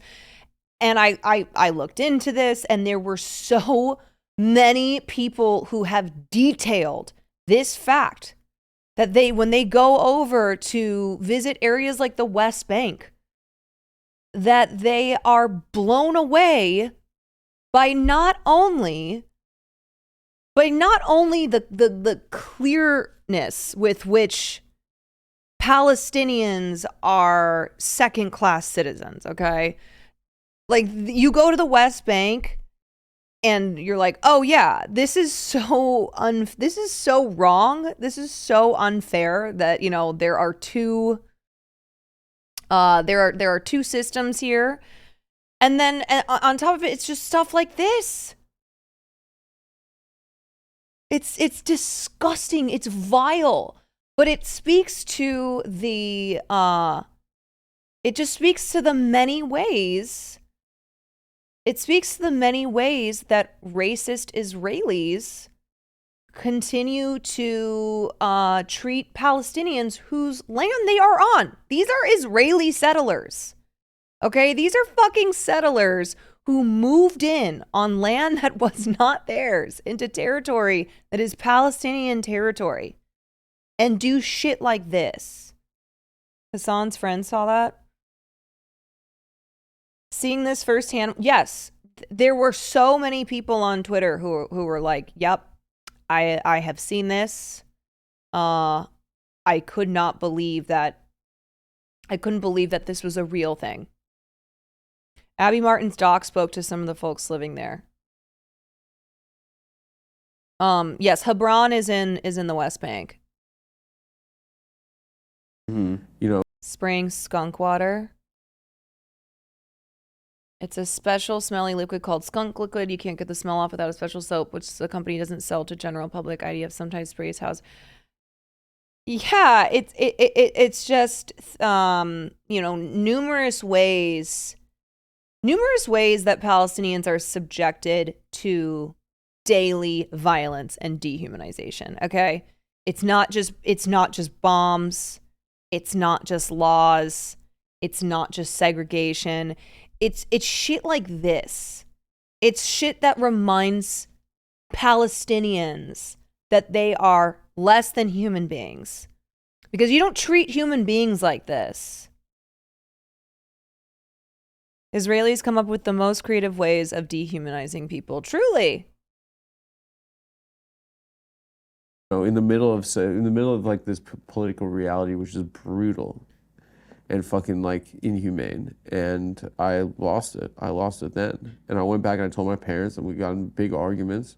I was like, this is what we were told was important, was to support fucking Israel so the Holocaust doesn't happen again. That's what we were told. Wow, see, we must support Israel so the Holocaust doesn't happen again. If there is no Israel, then Jews are not safe. Like, this is why I tried to explain this before, where like I don't blame people who bought into the Zionist propaganda, okay? They are in many cases raised from birth being taught by people who were also taught this, that if Israel does not exist, then Jews are not safe. If Israel does not exist, then the Holocaust will happen again. I mean, that's what's being said right now. And so therefore, people who support Palestine don't want Israel to exist. And that means that they don't want you to have safety and they don't want you to have freedom. So like, when you understand that this is how Zionists are raised, this is what they are taught to believe, then you can understand why, like, you can understand why many of them don't support Palestine, why many of them blindly support Israel until they have an awakening, okay? Whatever that is, they see it for their own eyes.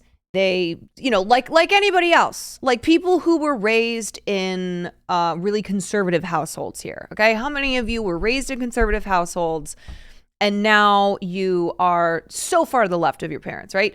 It's possible, it happens all the time, but it requires you to be able to do your own thinking. It requires you to have experiences, to meet people who who can provide you different perspectives, to read different perspectives, to understand that we're all fucking brainwashed one way or another, okay? We are all programmed one way or another, and it's just a matter of being able to undo that programming. That's how I was raised, same fear, but for white Christians. Totally. Happens all the time.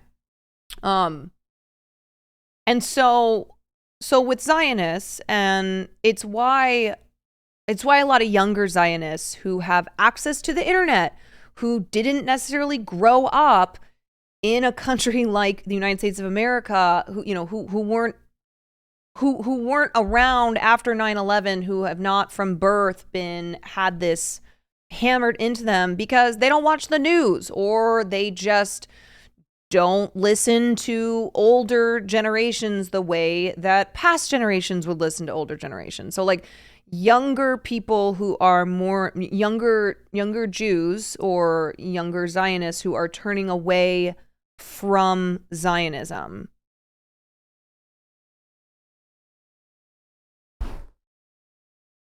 And I've just heard so many stories like this. So many stories from from Jewish people who were formerly Zionist Jews, because that's how they were raised, going, when I realized that this was not about the Holocaust. This was not about needing to keep Jewish people safe. This was not about Palestinians hating us because we're Jewish, and this has been a thousands-long religious conflict, and just like any other period of persecution, the Jews have been persecuted because we are Jewish, because of being Jewish.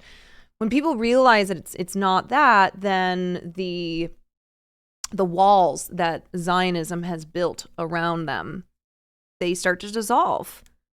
And they realize, like, once again, this is about imperialism. This is about land.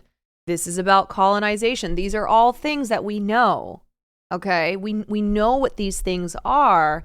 It's just a matter of understanding that these things apply to Israel as well. These things that we understand about the United States of America, that we understand, we understand our own bloody history of genocide, of ethnic cleansing, of settler colonialism, of imperialism. When you realize that Israel has been doing those same things, then it just makes all of this so much clearer, and you understand, oh, it's really not complex. It's not. Mm-hmm. And like, why do you think so many Native Americans support Palestine? Why do you think that people who are indigenous to this country support Palestinians, that they understand at their core the Palestinian struggle? I think I think I talked about this before. I saw a tweet where someone was like, if you're at a protest and it's all white people, you're probably not on the right side.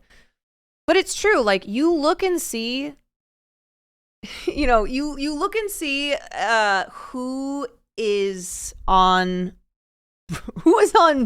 either side of a conflict. And if one side is overwhelmingly white and the other side has a mixture, many people of color. Also, I don't want to discredit Jewish white Jews. Okay. Or like white people who are anti-Zionist.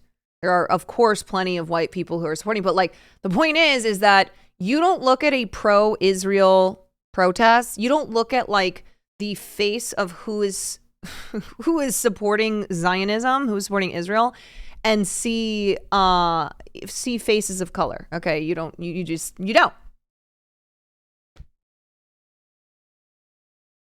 And look at who's facing look at who's facing very serious repercussions in Hollywood.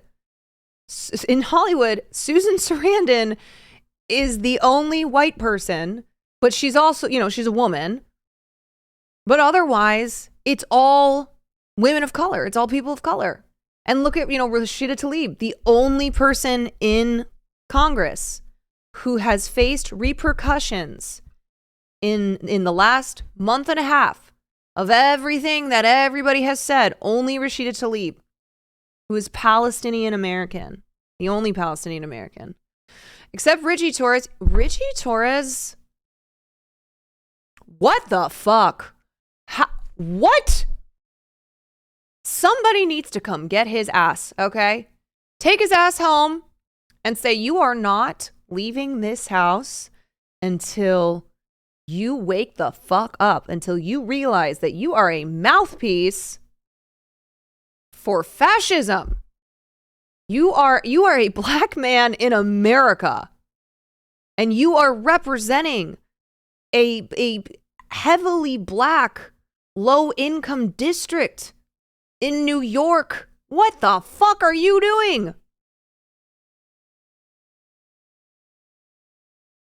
That's what my parents were told when they were growing up, and they knew survivors, and it freaked them out. And I understand why there's like this like narrative in the Jewish community, but like it doesn't make Jews more safe. It's a failure of a project, and then now we're seeing like this fucking bloody reality. And but the response is crazy because the response is insane. It's like the idea like seeing Joe Biden saying he doesn't believe the death tolls, that really broke me. Well, they're panicking now. Did you see Trump's killing. Trump's polling is fucking insane. Yeah, and he's now up 10 points in Nevada. He's up he's beating Joe Biden by like 22 points with black people. It's like fucking insane. Yeah, he has like this massive. And it's like, the libs are going to do the whole like, excuse me, but the other option is worse. Yeah. It's time to just vote fucking blue no matter who. It's not this time. Not this time. Not with like, It's not going to work anymore. Yeah, the best you can hope for is that people don't spitefully vote for Donald Trump at this point. But or that they get him in jail or something. Yeah. Who are these guys? It's these are the Come Town guys. It does feel like a chaotic reality, and that doesn't help. It doesn't help as like a base. I don't think it's people who are voting for Trump. It's not people who are going to go vote for Trump. It's that they're not going to vote for Biden. Right? And they are differentiating between voting for Donald Trump. They're not going to fucking cast a vote for Donald Trump, but it's that they cannot justify voting for Joe Biden. Why? People who have declared that they're not voting for Joe Biden are saying, why would I vote for Joe Biden? What is Joe Biden doing to earn my vote? I'm not voting for Joe Biden simply because Donald Trump is a fucking maniac, okay? Simply because the second Donald Trump's back in office, Muslim ban, it's like, all right, so I have to vote for the president who is denying the death tolls in Gaza, who is dehumanizing Palestinians, who is funding genocide, who is continuing to repeat the lies that were debunked a month and a half ago. 707, thank you for the 3 months. It's disgusting too how many liberals. Okay, you want to know how you see true liberals' colors. Okay, all right. I have seen so many responses on Twitter to people of color, especially Arab Americans, who have said, I'm not voting for Donald Trump. Okay. They're like, I'm not voting for Joe Biden. I cannot in good conscience vote for Joe Biden, who is currently supporting genocide. How many liberals I have seen who have been like, oh yeah, well, hope you enjoy being fucked by Donald Trump's ban. Hope you enjoy just this kind of almost crazed, hypothetical, they're frothing at the mouth almost. These liberal responses of oh yeah, well, hope you enjoy being murdered and raped, that kind of shit. It's the same energy of liberal Zionists who say to pro-Palestinian supporters oh, why don't you go to Gaza and get raped with a knife, huh? See how you like it. You're like, what the fuck? What? It's so condescending, as if Muslims don't know about Trump. Yeah, like you're gonna tell black people, you're gonna tell Muslim people, you're gonna tell LGBTQ people who are saying I can't vote for Joe Biden, you're gonna tell them how bad Donald Trump is. You think they don't fucking know? You think they don't understand firsthand how bad Donald Trump is? But yeah, there's just this like these gleeful responses, these gleeful lib responses that I'm seeing of like, well, I hope you enjoy like never having rights again under like, you know, you'll deserve it. When you lose your right to be here, when you get kicked out of America, well, don't say I told you so. Don't come crying to me. Yeah, it's just like, but you know, like, you know, I think we're trying our best to just make something that's nice for people.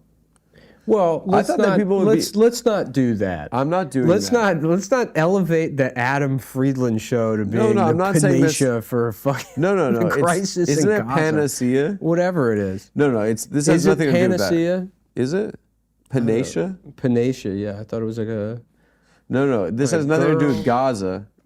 Panacea. No. This has nothing to do with the crisis in Gaza. Panacea. Yeah, no. It's Panera? just, it feels like nice that we get to do something simple. Mm-hmm.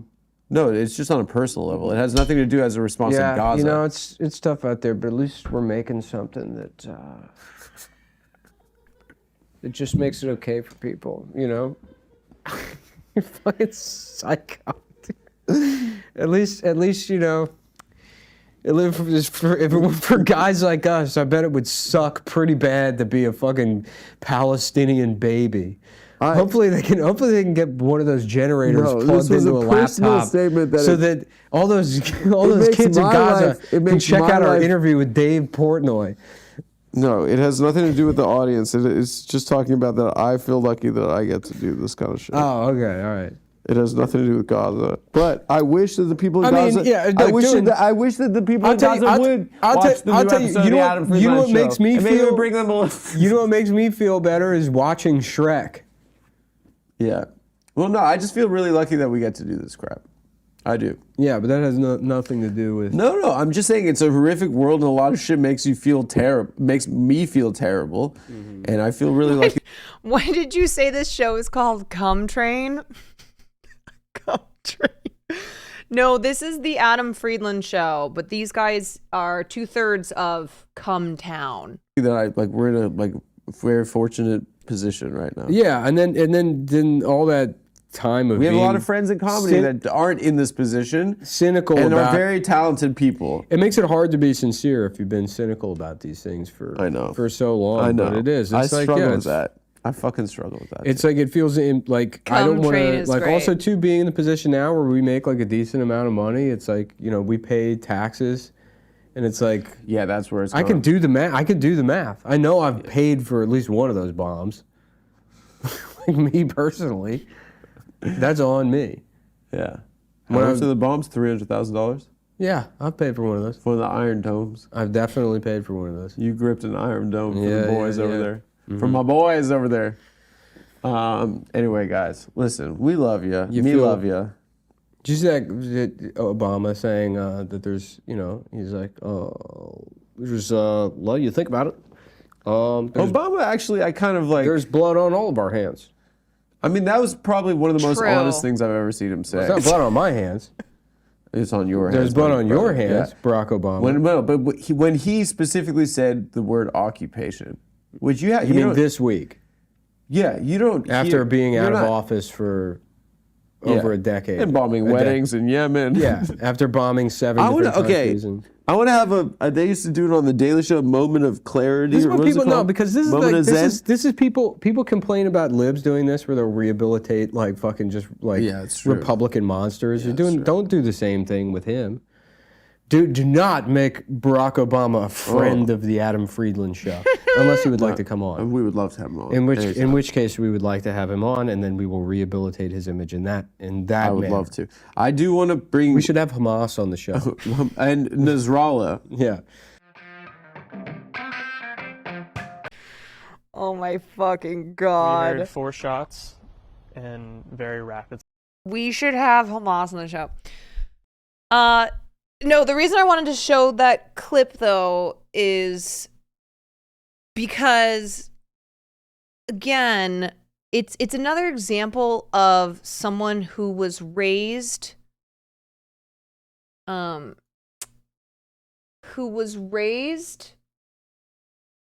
as a Zionist, from the sounds of it, whose parents are still Zionists. And yet, when he finally saw things with his own 2 eyes, realized what bullshit it is. You know, and obviously they have a big platform too. So being able to just share that experience with, you know, a lot of people, a lot of their listeners is really important. But it's like when you finally see it for yourself. When you finally like take the rose-colored glasses off, when you take the blinders off, and you realize like, oh, I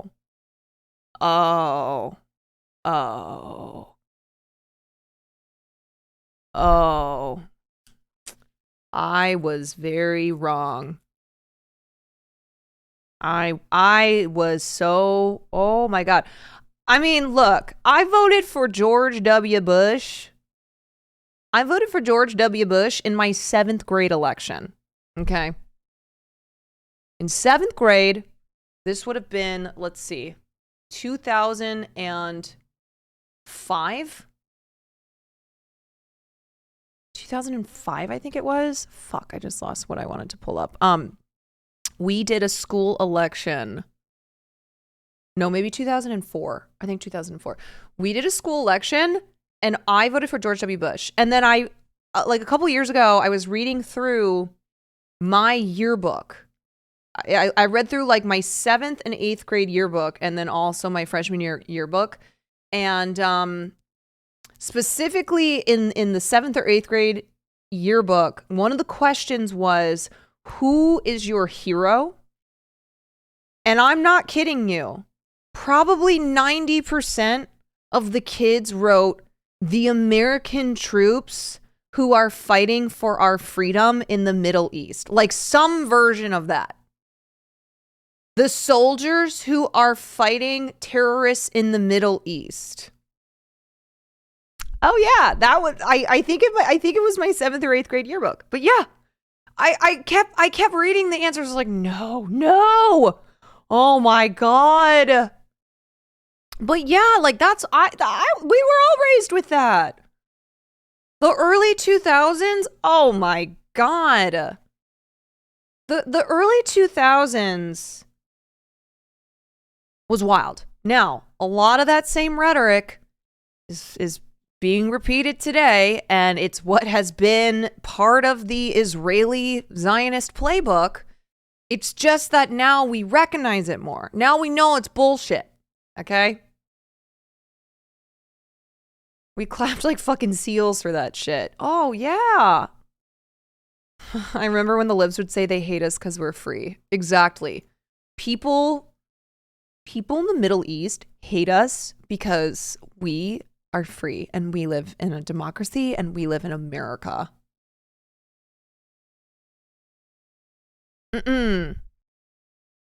Yeah. Yeah. So here's another example of someone growing up in Israel talking about what they were taught to believe. The largest empires with the greatest maybe when 2 of the largest empires with the greatest colonial projects of the last few centuries, Great Britain and America, are embroiled in the proliferation and creation of the Zionist campaign, it is wise to question the headlines that you are reading about what is happening between Israel and Gaza. I am Jewish and an Israeli citizen. My father moved to Israel in the late 80s from the USSR because of the law of return. The Israeli government was promising. How do you know this person isn't just doing anti-Israeli propaganda? Well, what do you mean by that? Do you mean that like we shouldn't listen to people who are dictating their experiences growing up, being taught that like Palestinians want to kill them, being taught that like if there's no Israel, then Jews will be faced with a second Holocaust. Jewish people across the diaspora, citizenship, and a lot of Jews in the USSR saw a way out of an inhospitable regime. There were caveats. If you applied for an exit visa from the USSR, Can we verify what she says? Do you mean can we verify that like what? Can you verify that Israel has been like what, occupying Gaza? Or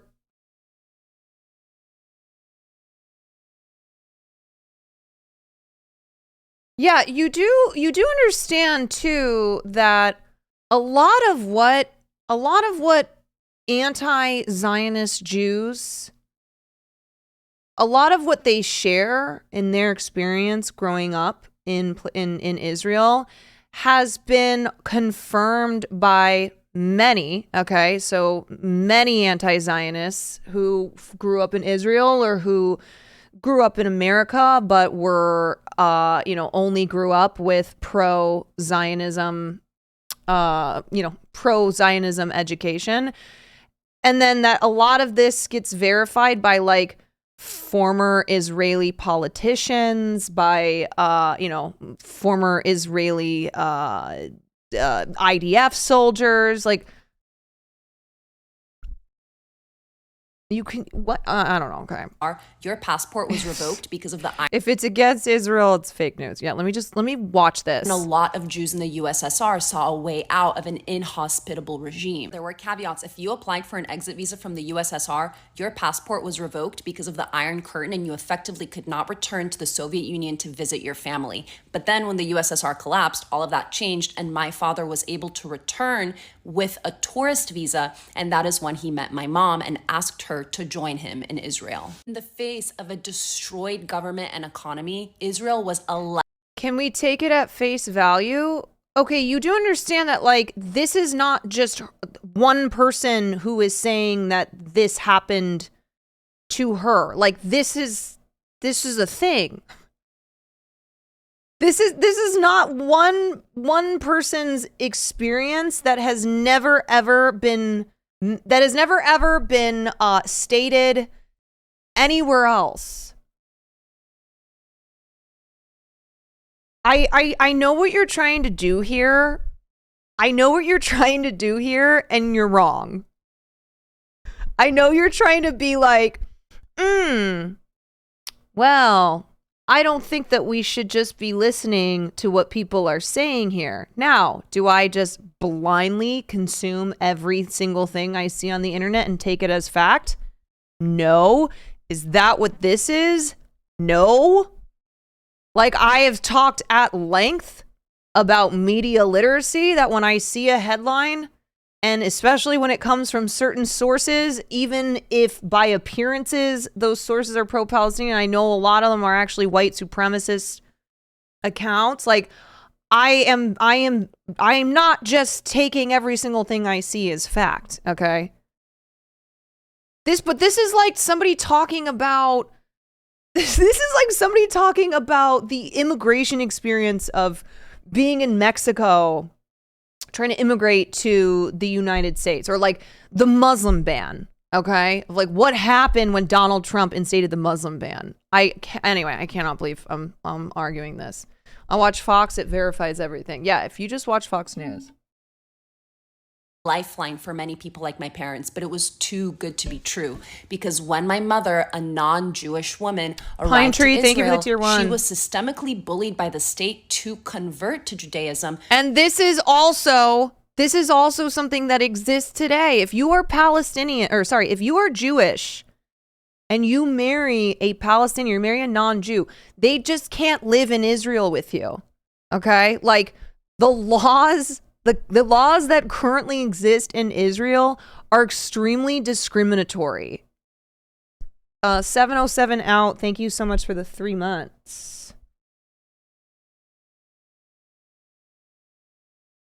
The immigration of Russian Jews to Israel is, yeah, man.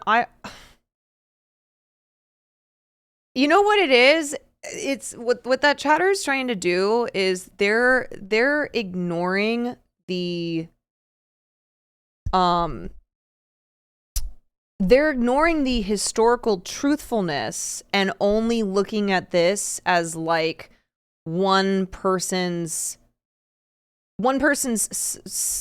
personal experience, one person's like subjective experience, when this was not, though, just something that happened to this one person because it was unrelated, because it had nothing to do with like the bigger picture of what was going on at the time.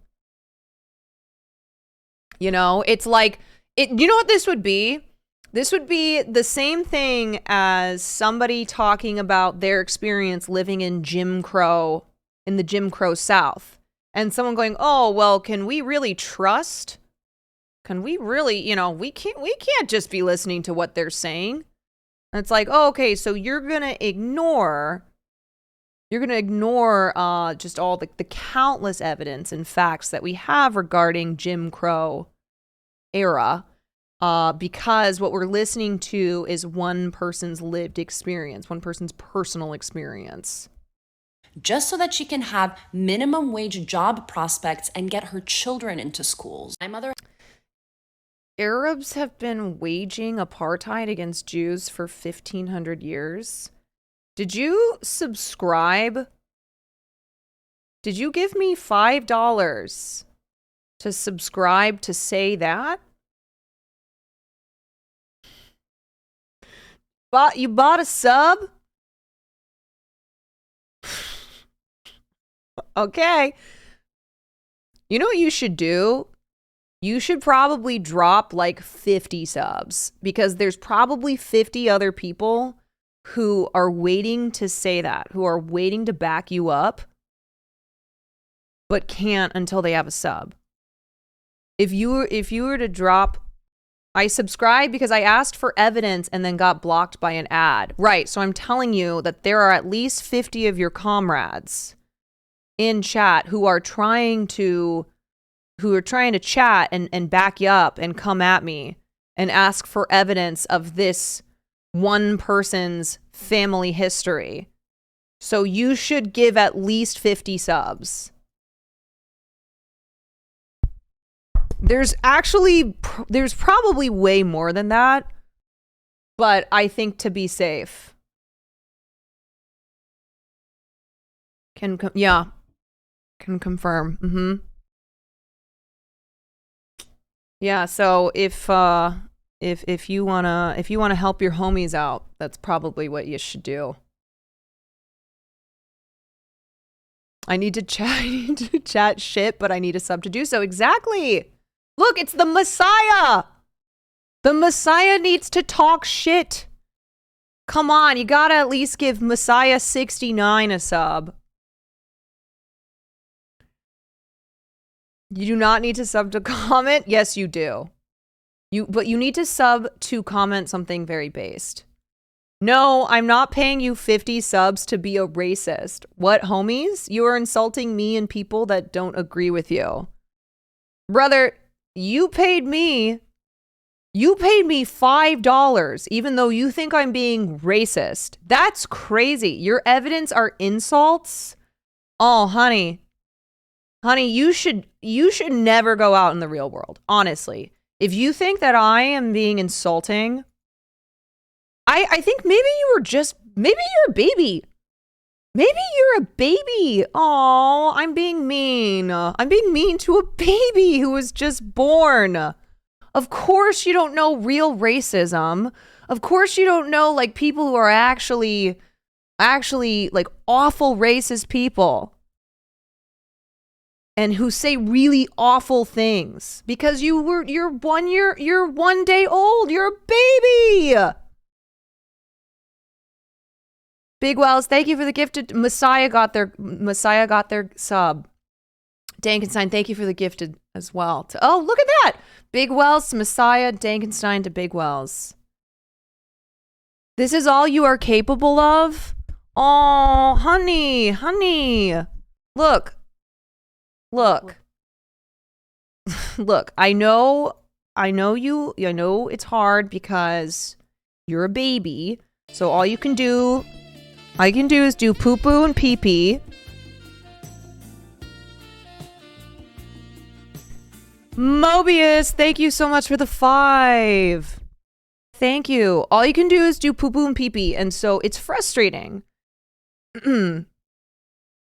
It's frustrating to see me, but hopefully one day you'll get there. Temeculus, thank you for the tier 3. 2 months of tier 3. Thank you. Thank you so much. Even though I'm being mean to babies. Look, I never said I was a saint, okay? I never said I was a saint. Sometimes babies need to be told to get fucked. Okay? Look. I'm an equal opportunist, all right? Whether they are a baby or an adult, you know, stupidity is not relegated to just one age group. Babies should know better.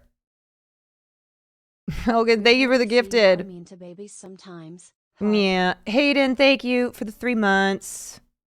Gotta be mean to babies sometimes. All you can do is try to discredit people. I'm not discrediting you. I'm saying that, like, I'm actually encouraging you. You know, I'm actually being real nice. Anonymous, thank you so much for the gifted subs. If they can't handle the heat, tell them to get out of the kitchen. I'm telling you that, like, I was a baby once too. Okay? So you'll grow up. You'll realize. G Benavides, thank you for the 2 months of Prime. Look at all of these people who are subbing now. Thank you to thank you to that one chatter who kicked this off. My one little baby chatter.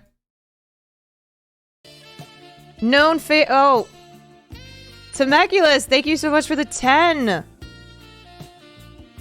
Thank you for the 10. Thank you. Hesitation Station, thank you for the 11 months. John Rain, thank you for the 6 months. Known Fatal, thank you for the Prime. Thanks, you guys. Thanks. Aww. Babies, I didn't realize that, I didn't realize so many people in here we're down with hating on babies. All these subs are looking for evidence. Yeah, don't worry. I'm gonna put it in a nice little package. I'm gonna take time out and put it in a nice little package and send it to you guys. Hogan, thank you for the gifted. Had to hide in the closet of the bakery that she worked in because when the rabbi would come by, he would try to fire the rabbi. Okay, you know, it's funny. Make a YouTube video.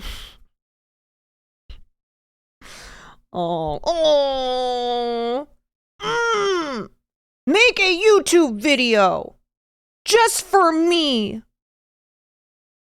I need to know. I will certainly believe other things that you say. I will certainly I will certainly stop being a little baby as soon as I get my YouTube video. I need to see it.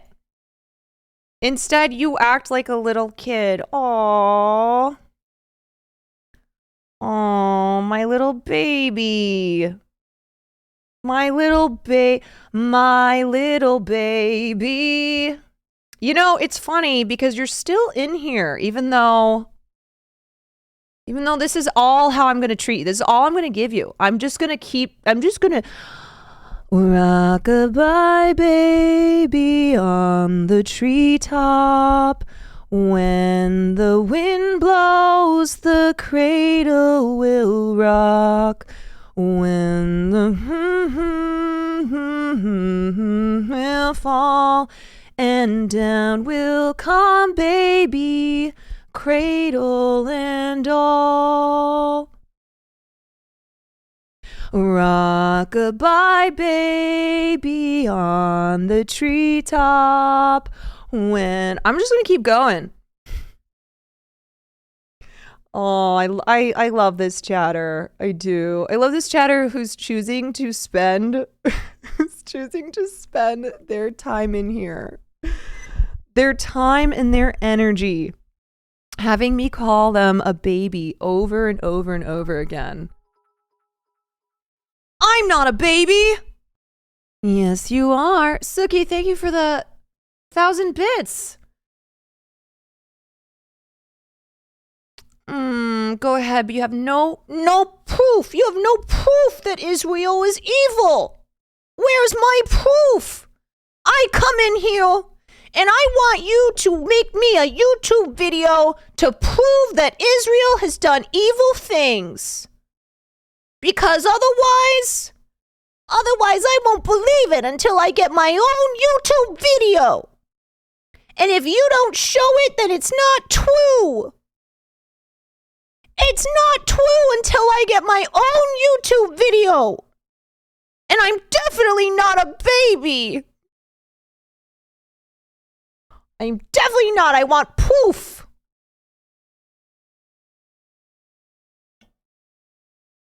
What proof does he want? He wants a YouTube video.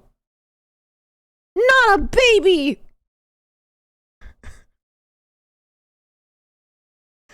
I'm definitely not a baby. Russian pig who was making the food unkosher. Conversion is a... Okay, I need to go back a second. Because I just spent like 10 minutes. 10 minutes reminding this baby that they're a little baby. Guapoco, thank you for the bits. How are you not banned from Twitch for acting like this? How are you allowed on Twitch? You're a baby. Babies are not supposed to be on Twitch. You have to be at least 14 years old, I think. Anyway. Look.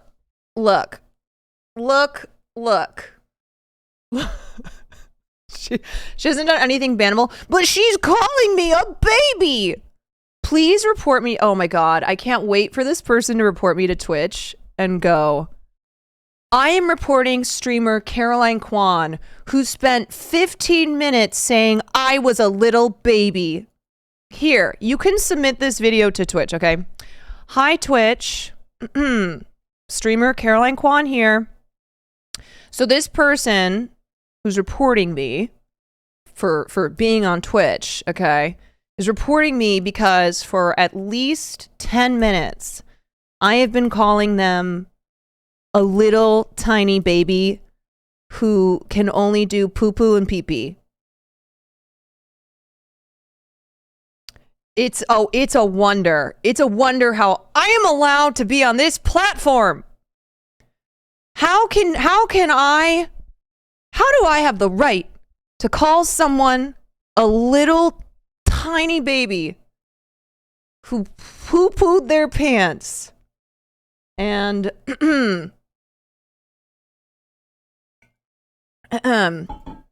and is asking me to make them their own YouTube video?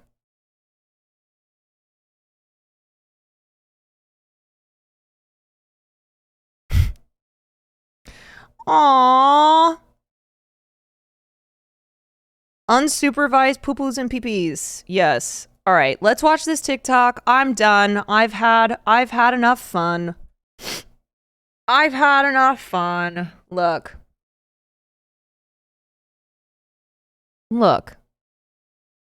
Here's the real talk, okay? Here's the real talk.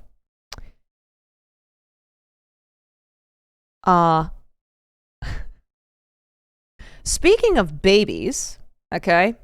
Speaking of babies, thousands of them are dead. Thousands of them have been bombed to death by Israel. So I'm not going to make you a YouTube video just because you're a little baby who needs that. I'm not going to make you a video because I don't need to.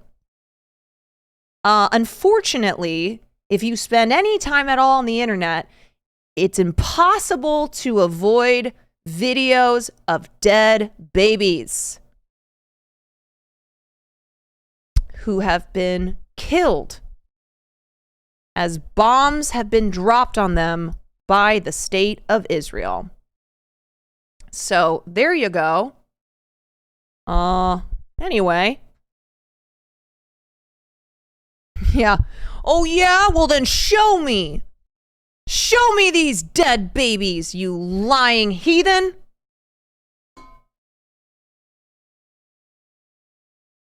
I sent them a link to free ebooks that they didn't seem... No, they don't want to read anything. No. No, they're a baby. They can't read, Eva. Come on, man. What are they, Einstein? No, they want to watch a video that's got like, I love you, you love me, we're a happy... Israel has killed thousands of babies.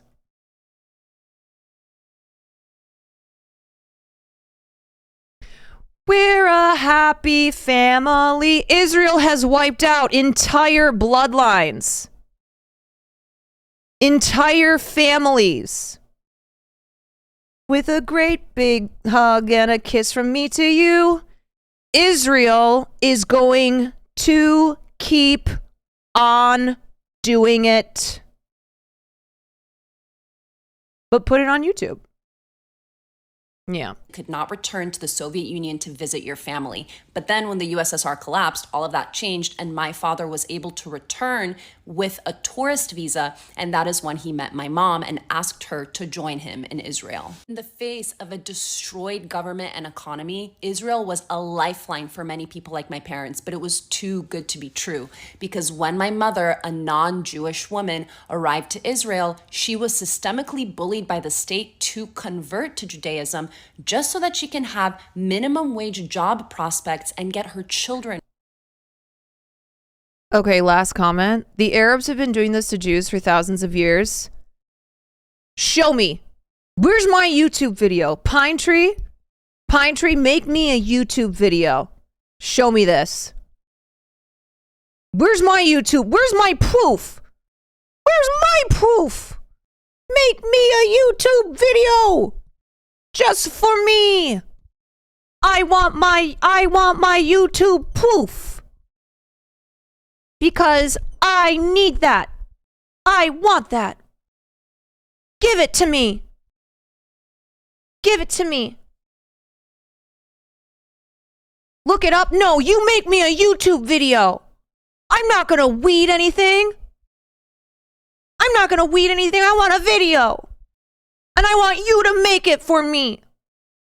Into schools. My mother had to hide in the closet of the bakery that she worked in because when the rabbi would come by, he would try to fire the Russian pig who was making the food unkosher. Conversion is a 2-year-long rigorous process in which you have to study rabbinical texts. And my mother doesn't speak Hebrew. She's an immigrant. What's up, Mike? She is poor as fuck and pregnant. It is the last thing that she wants to do just so that she can safely work for very little. My mother wasn't even receiving the brunt of the oppressive force of the Zionist state because she was white. I remember when I was in the 2nd grade in Israel, we had to do a diversity exercise where we were to go up to a board and put up the name of the country that we have associations with. The first child to go up was an Ethiopian kid, and at the time, and I believe still to this day, there are more Ethiopian Jews in Israel than there are in Ethiopia. Before anything could happen, children started booing. Anonymous gifter, thank you for the 5. He's black. He has nowhere to hide. And then a Russian kid comes up and he writes Russia. People are booing and throwing things at him. It is my turn, and I know that I cannot write Russian on that board, and I can hide behind my whiteness. I know that I am moving to America because we had just won a green card. So I come up to the board and I write America, and everybody starts applauding. Yay, America! X suffering, thank you for the 7 months. This is what happens when you raise an iPad baby on Ben Shapiro. Yes. Also, I just realized they probably took their parents' credit card to give me that $5 for the sub. So I'm sorry. Sorry to the parents who will be having a charge on their credit card. Sorry. Lauding. 3 tenets of imperialism are at play within the consciousness of Israeli children: anti-blackness, the Red Scare, and American exceptionalism. The Zionist propaganda machine divides the Jewish people. Oh, that TikTok sound!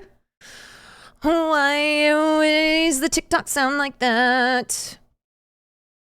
Okay, but where's the proof? Excuse me, can I see your birth certificate?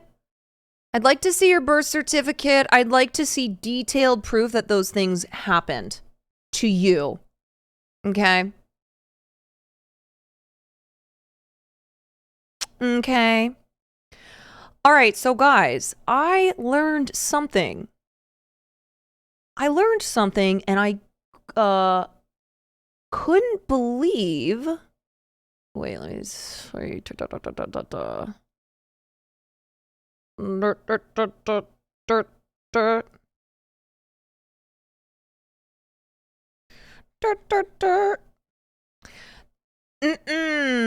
Do some research on this instead of using TikTok. Oh, no. I only use TikTok. I have never looked at anything else because TikTok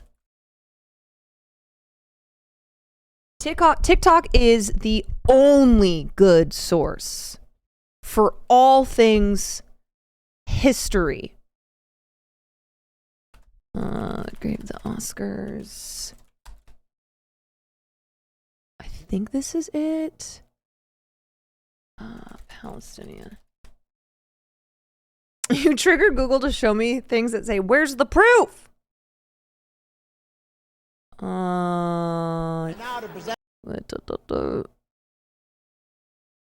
I think this is it.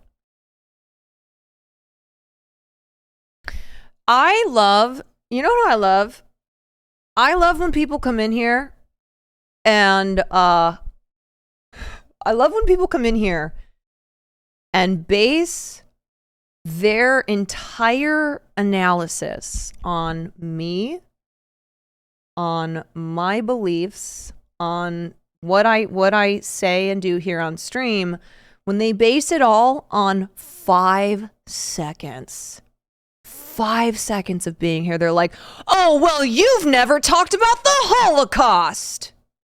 Oh, yeah? Well, what about October 7th? Huh. How about all these things that you didn't say in the 5 seconds that I wasn't even listening to you? It's next level dumbass. Yeah. Oh man, can you imagine that? Like, it takes a certain level of stupidity. It takes a certain level of like narcissism and plain stupidity to go into a Twitch chat, to go into a stream, okay? To go into a stream and within 5 seconds have this concrete analysis on the streamer and be like, "Oh, well, you why don't you look up this thing? Oh, you only use TikTok?" Like I happen to be showing a TikTok. "Oh, maybe you should read some books." Well, maybe you should have your diaper changed, 'cause it smells like shit.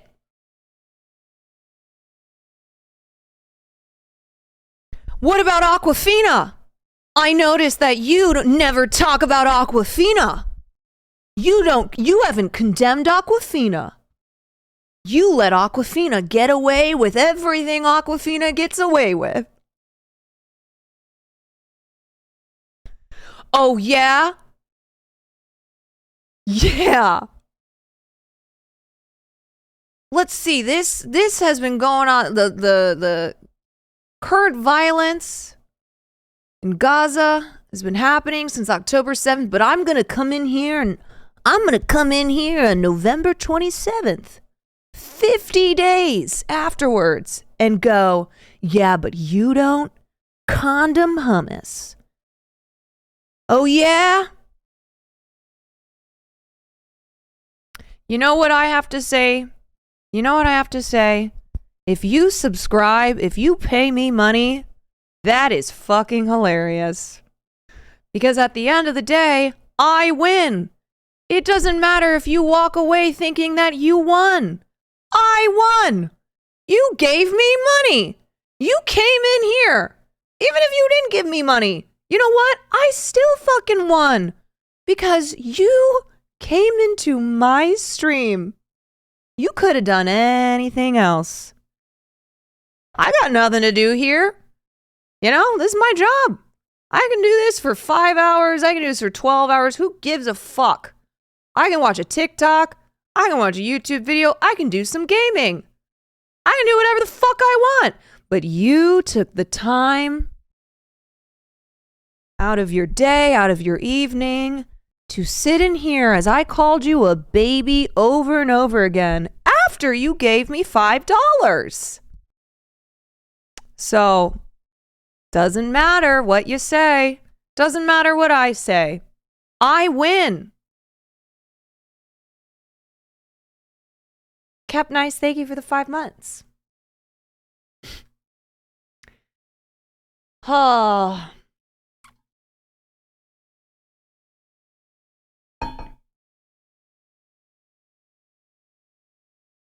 You come into my place of business. I love debating babies. Wait, what's the fucking, is it Drills? Is Drill the one who tweeted or no? But it's a famous tweet where it's like something like I could defeat what is it, like I could defeat all those babies? Like, wait, you guys know what I'm talking about. It's that one tweet where the abortion, yes, the abortion one. Is it yes, this. So churches are not essential, but abortion clinics are essential. Got it. Yes, because abortion is healthcare. Glad I could clear that up for you, Liz. 600,000 babies a year would disagree with you. I could easily win a debate against 600,000 babies. Me too. I could easily win a debate against 600,000 babies. Drill also, I swear to God, Drill had it. There's always a Drill tweet too. ZRTS Gertzog, thank you for the 6 months. Very iconic. Okay, wait, here's the Drill tweet. Children, toddlers, babies, they all got one thing in common. They all truly believe they can kick my ass, but they are fundamentally weak.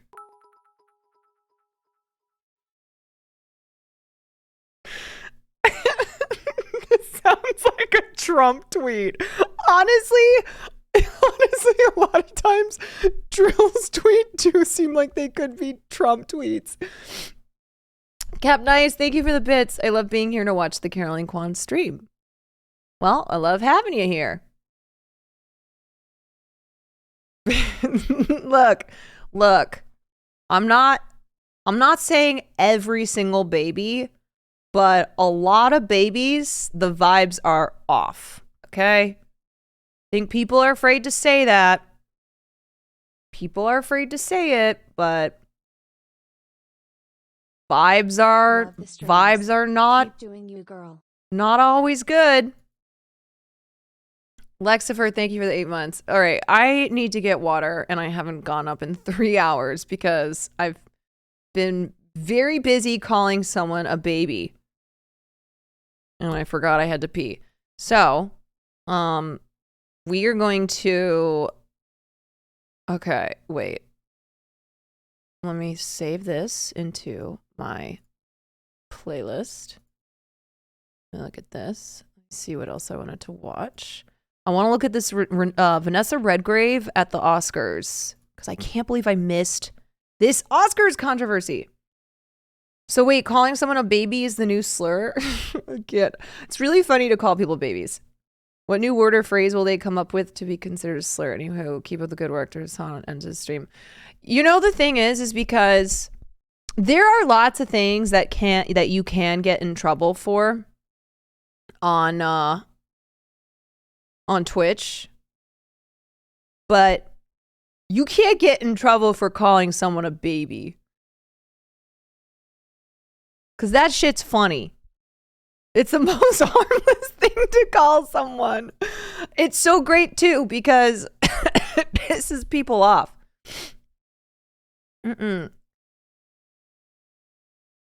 All right. I will be right back. I gotta get some water and pee. We're gonna talk about actress Vanessa Redgrave.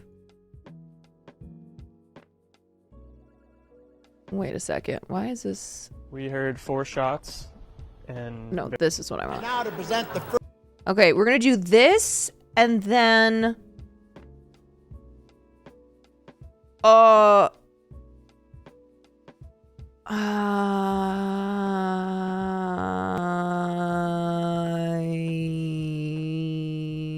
other? Okay, yes, I want to talk about mommy vloggers again. I have a thing on that. Okay. And then, just so you guys have the rest of the plan for the stream, I think we'll probably watch an episode of Hell's Kitchen, season 2. Okay, that's the plan right now.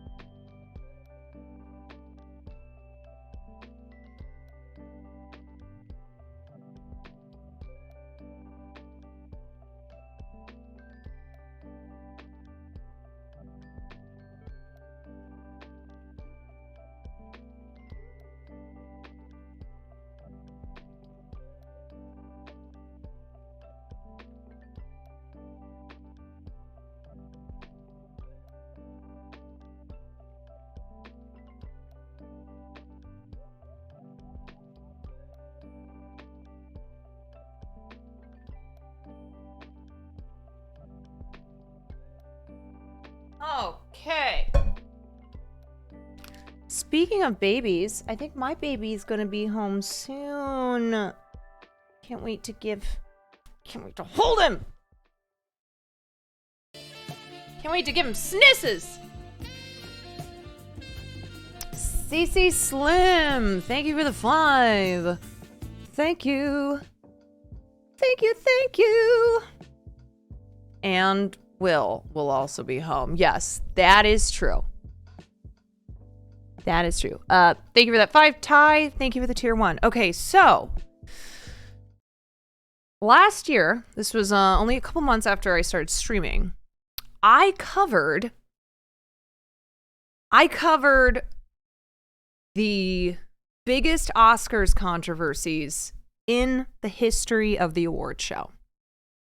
So I did it leading up to the 2022 Oscars, where Everything Everywhere All at Once, 2023 Oscars, where Everything Everywhere All at Once swept, and we covered probably at least 10 of the biggest Oscars controversies, but one that I did not cover because I did not know about it was Vanessa Redgrave.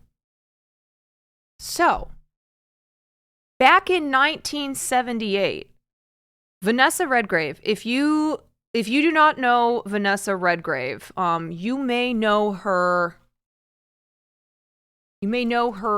daughters. I mean, she's a very famous actress. I remember falling in love with Vanessa Redgrave in Camelot when she played Guinevere. But she is the mother to Natasha Richardson, the mom from Parent Trap, who was married to Liam Neeson and who sadly passed away in 2009 from a skiing accident. She is also the mom of Jolie Richardson, who's an actress. So they are an actress family. They slay. Vanessa's English. She has won many awards. She's won an Academy Award, a Tony Award, Emmy Awards. She is she's a hell of a woman. So anyway, back in 1978, Vanessa Redgrave won supporting actress for the movie Julia. So this was the 50th Academy Awards, and Vanessa wins for the movie Julia. And Vanessa had helped to, this is not the movie that she won for, but Vanessa had, hold on, let me pull this up. The Palestinian. This is the movie. Yes. Okay. So Vanessa Redgrave has been pro-Palestinian for decades, and back in 1977, a documentary came out called The Palestinian. And Vanessa Redgrave appeared in this documentary, and she also produced it, and she had to put up 2 of her houses in London in order to finance this documentary. So she was very, very passionate about showing the Palestinian perspective. And this was, 40, how many years ago was this? Whatever. I can't do math. Anyway, 45 years ago. And she was anti-Zionist. She was anti-Zionist at a time when, I mean, really no one was anti-Zionist. People didn't really know. People didn't really understand it like they do today, even though there's not this freedom to be an anti-Zionist in Hollywood. Jay Chan, thank you for the 8 months. But back in the 70s, Vanessa, she risked her whole career. She did. And she was not formally blacklisted, but her career took a hit after this documentary came out and then after this speech that she made at the Oscars. First award of the evening. Here's a young man whose Saturday night fever has become an epidemic. I saw the picture. Must have been a bad fever. Several times he went into convulsions. Welcome, John Travolta, right here.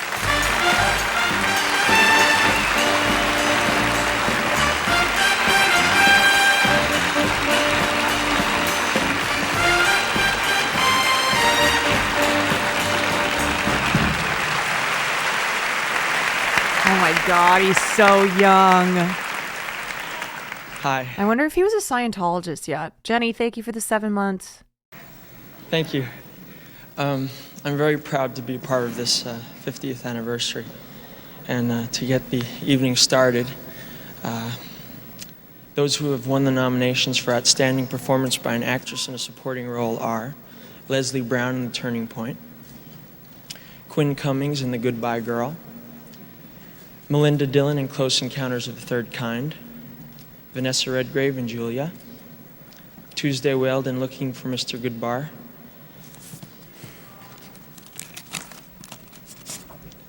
and the winner is Vanessa Redgrave in Julia.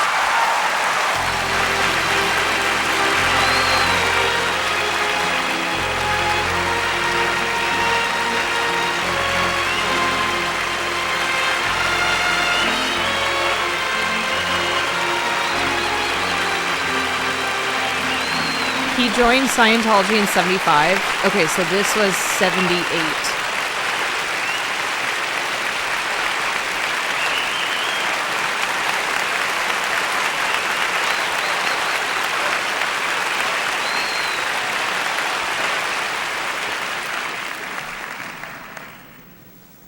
My dear colleagues, I thank you very, very much for this tribute to my work. I think that Jane Fonda and I have done the best work of our lives. And I think this was in part due to our director, Fred Zinnemann.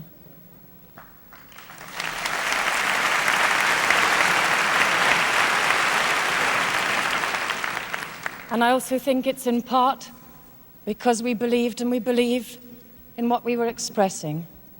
2 out of millions who gave their lives and were prepared to sacrifice everything in the fight against fascist and racist Nazi Germany. And I salute you, and I pay tribute to you, and I think you should be very proud that in the last few weeks you've stood firm, and you have refused to be intimidated by the threats of a small bunch of Zionist hoodlums whose behavior is an insult to the stature of Jews all over the world and to their great and heroic record of struggle against fascism and oppression. Okay, so just a little bit of background here. So what happened was that the year before, so this documentary, The Palestinian, came out, and The Palestinian was about the activities of the Palestinian Liberation Organization and shone a light on the Palestinian plight. Okay, so this was a documentary that showcased the Palestinian side. All right. And what happened is that the Jewish Defense League, which was a right-wing extremist group, objected to Vanessa Redgrave's funding and narrating of this documentary. And so that year, she had appeared in the film Julia, and this is what she won the Oscar for. And she played Julia, who was a woman murdered by Nazis prior to World War II for her anti-fascist activism. Following her nomination, members of the JDL burned her in effigy and allegedly offered a bounty on her head. There was a firebombing at one of the theaters that screened the documentary. The JDL also picketed the Academy Award ceremony where she received her Oscar opposite pro-PLO demonstrators. So this was a big deal that during her speech, she says this. Who gave their lives and were prepared to sacrifice everything in the fight against fascist and racist Nazi Germany. And I salute you, and I pay tribute to you, and I think you should be very proud that in the last few weeks you've stood firm and you have refused to be intimidated by the threats of a small bunch. Excuse me, can I have proof? Excuse me, can I have a YouTube video that's proof that these things happened to her? Can you make that YouTube video for me? Of Zionist hoodlums whose behavior... Right, so see, look, there's really like you look at the Oscars, okay? 1978, all right? 2003. Every time you've had a celebrity take a position that was, even though this is liberal Hollywood and we're talking about things that by definition liberals should be supporting, the responses have always been negative. You know, you hear people booing her. It was like when Michael Moore in 2003 said, "Shame on you, Mr. Bush. We do not support this war." And you had a lot of people in the audience who were booing him. When Sacheen Littlefeather, also in the 70s, I can't remember what was it, 1973? So 5 years earlier, when she got up to accept Marlon Brando's Oscar and John Wayne tried to freaking kill her. And she was talking about, she was bringing attention to the standoff that had been happening between, I'm blanking on which Native American tribe it was, but that was having a standoff with the United States government. And so Sacheen Littlefeather was bringing attention to that, and also just like the atrocities that Native Americans face in this country. So here we have again Vanessa Redgrave. Vanessa Redgrave identifying these people who were part of the Jewish Defense League as Zionist hoodlums. But because this, back in the 70s, like it is today, is maliciously interpreted to be anti-Semitic, you hear the liberal audience booing her. Behavior is an insult to the stature of Jews all over the world and to their great and heroic record of struggle against fascism and oppression. And I salute that record, and I salute all of you for having stood firm and dealt a final blow against that period when Nixon and McCarthy launched a worldwide witch hunt against those who tried to express in their lives and their work the truth that they believed in. I salute you, and I thank you, and I pledge to you that I will continue to fight against anti-Semitism and fascism. Thank you. How do you talk about the censorship influence of Zionism without being anti-Semitic? What are the boundaries? Okay, I actually just read a really good,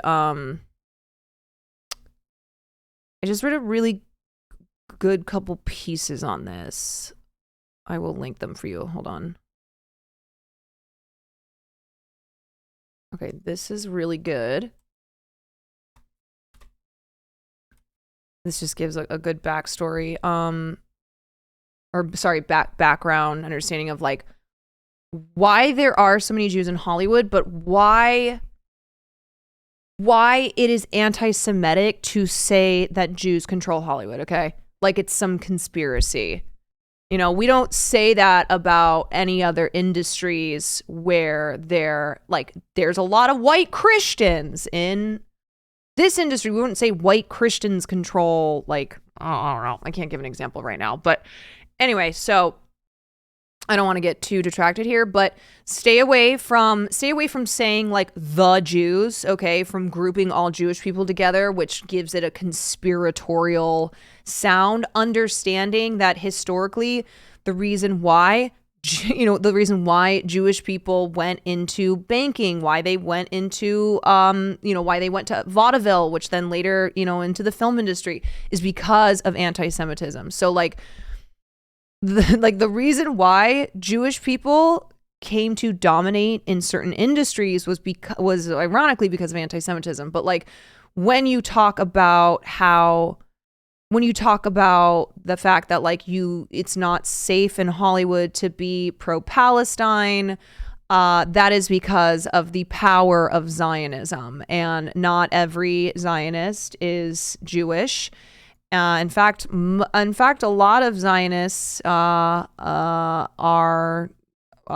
white Christians.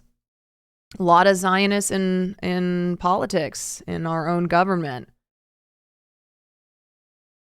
Yeah, never lump all Jews, always reference Zionism, elevate anti-Zionist Jewish voices. Right. I think what it is differentiating between Jewish people is Jewish people are not a monolith.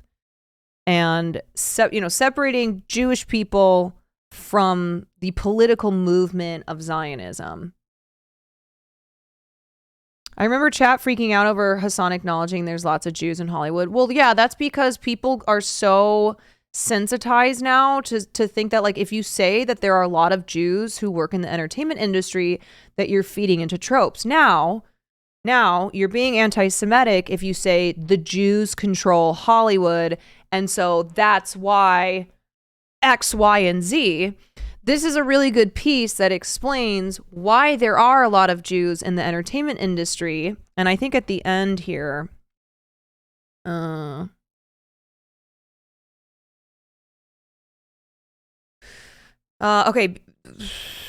Wait.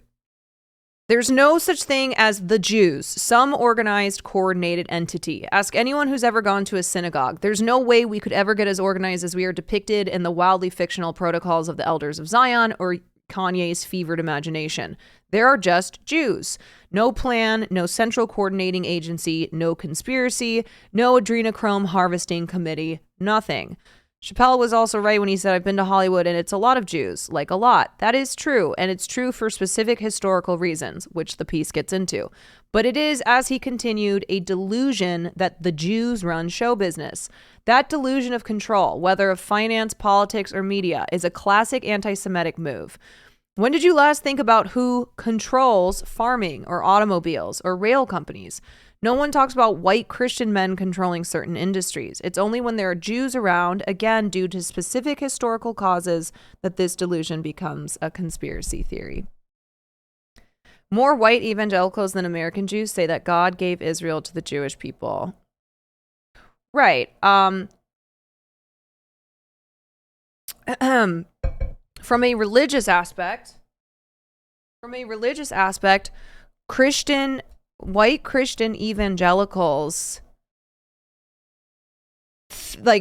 believe in the need of Israel as a way to bring about Christ. So like white evangelicals support Israel because they are supporting their, fanatical religious beliefs.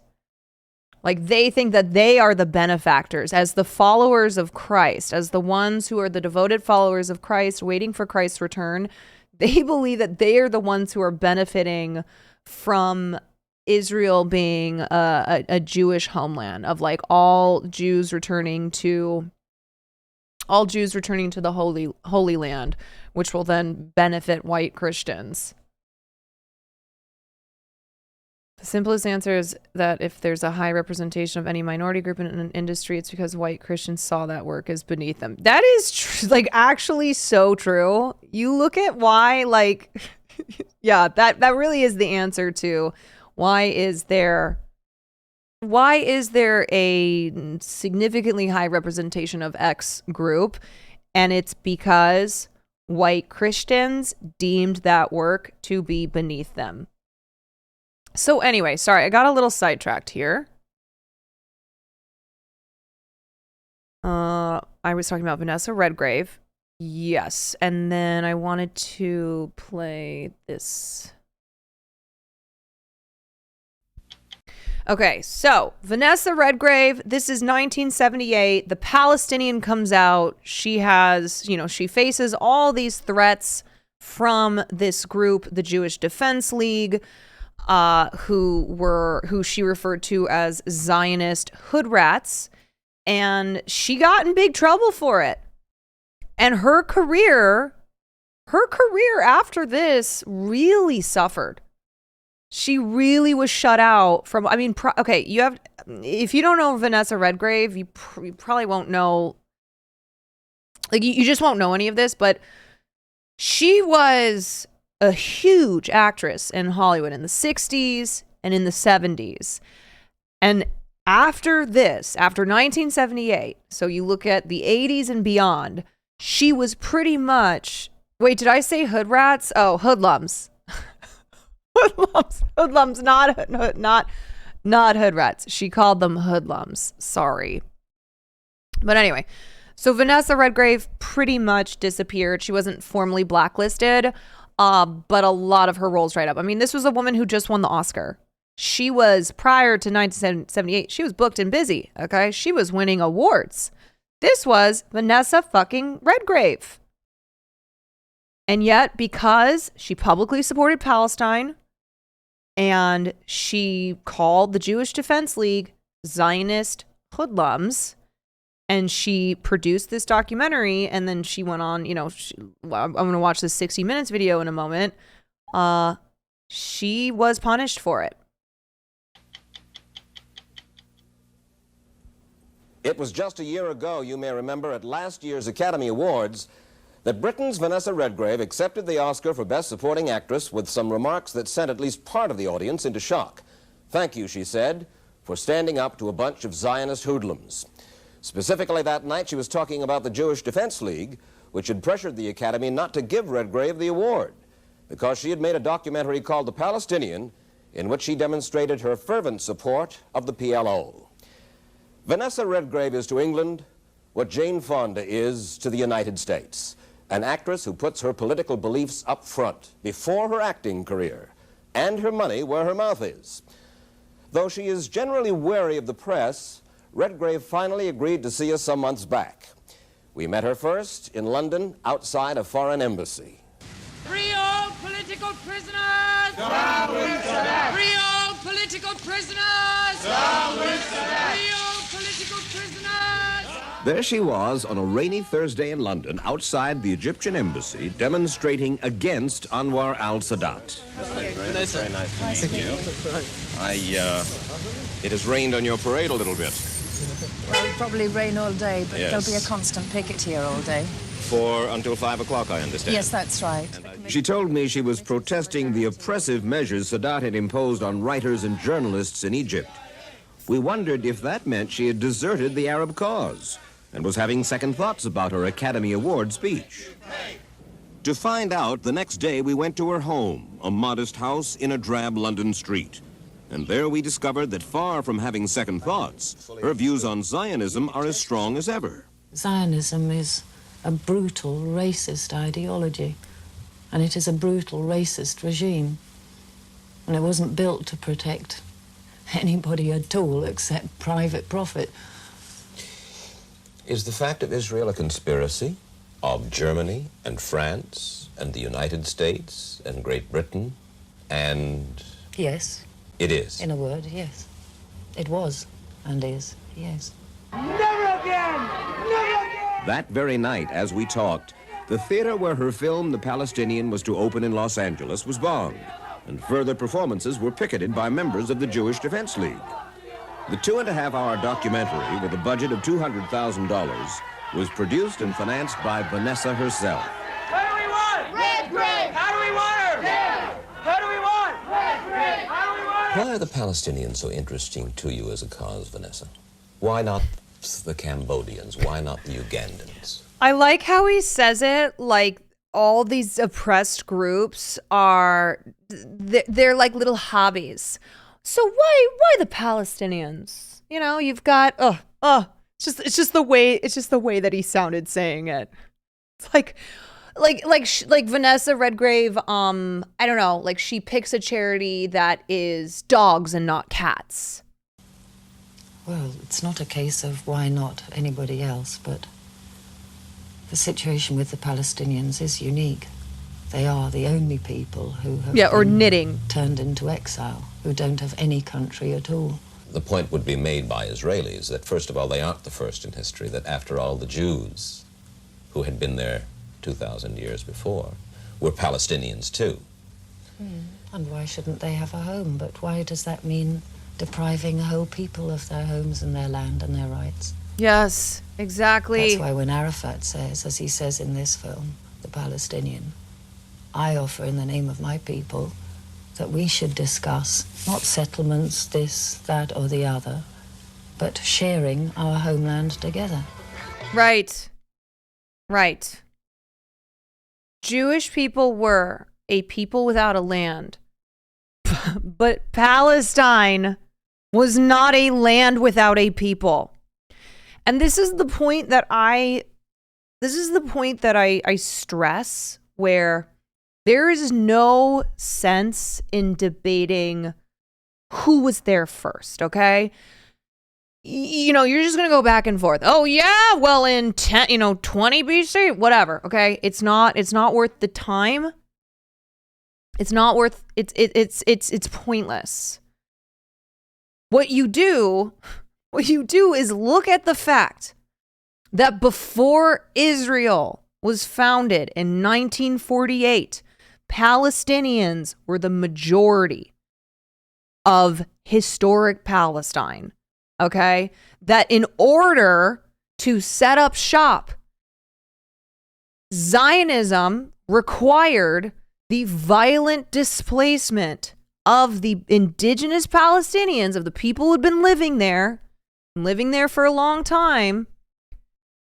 It required the violent displacement of them. All right. And it's why I say that when Palestinians one day have their freedom, it does not mean that then we support turning around and violently displacing Israelis. Israelis who live now in in Israel and have been there, many of them for generations since 1948 and even before 1948. So like, you don't just we wouldn't just turn around and kick out these Israelis and go, sorry, that's how it goes.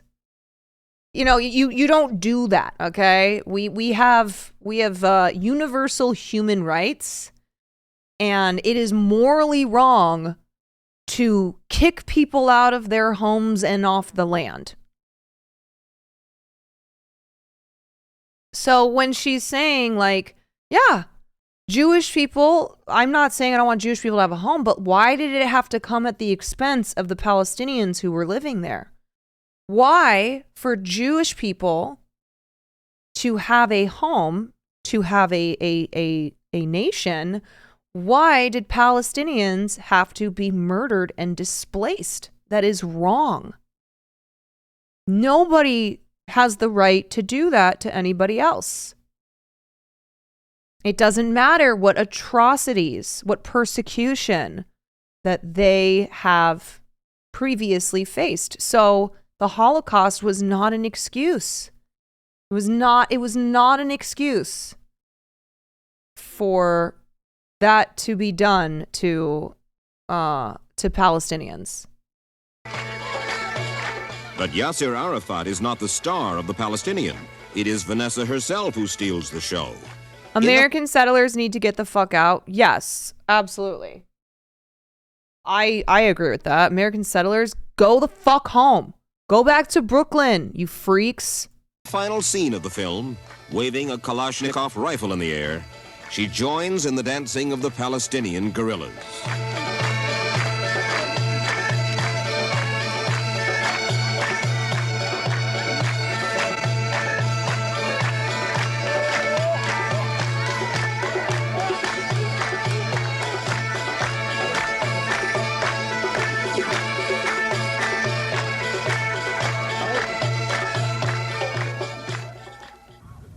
Today, every worker in Britain, Europe, and the world is in confrontation with the common enemy, imperialism, the capitalist system of private profit.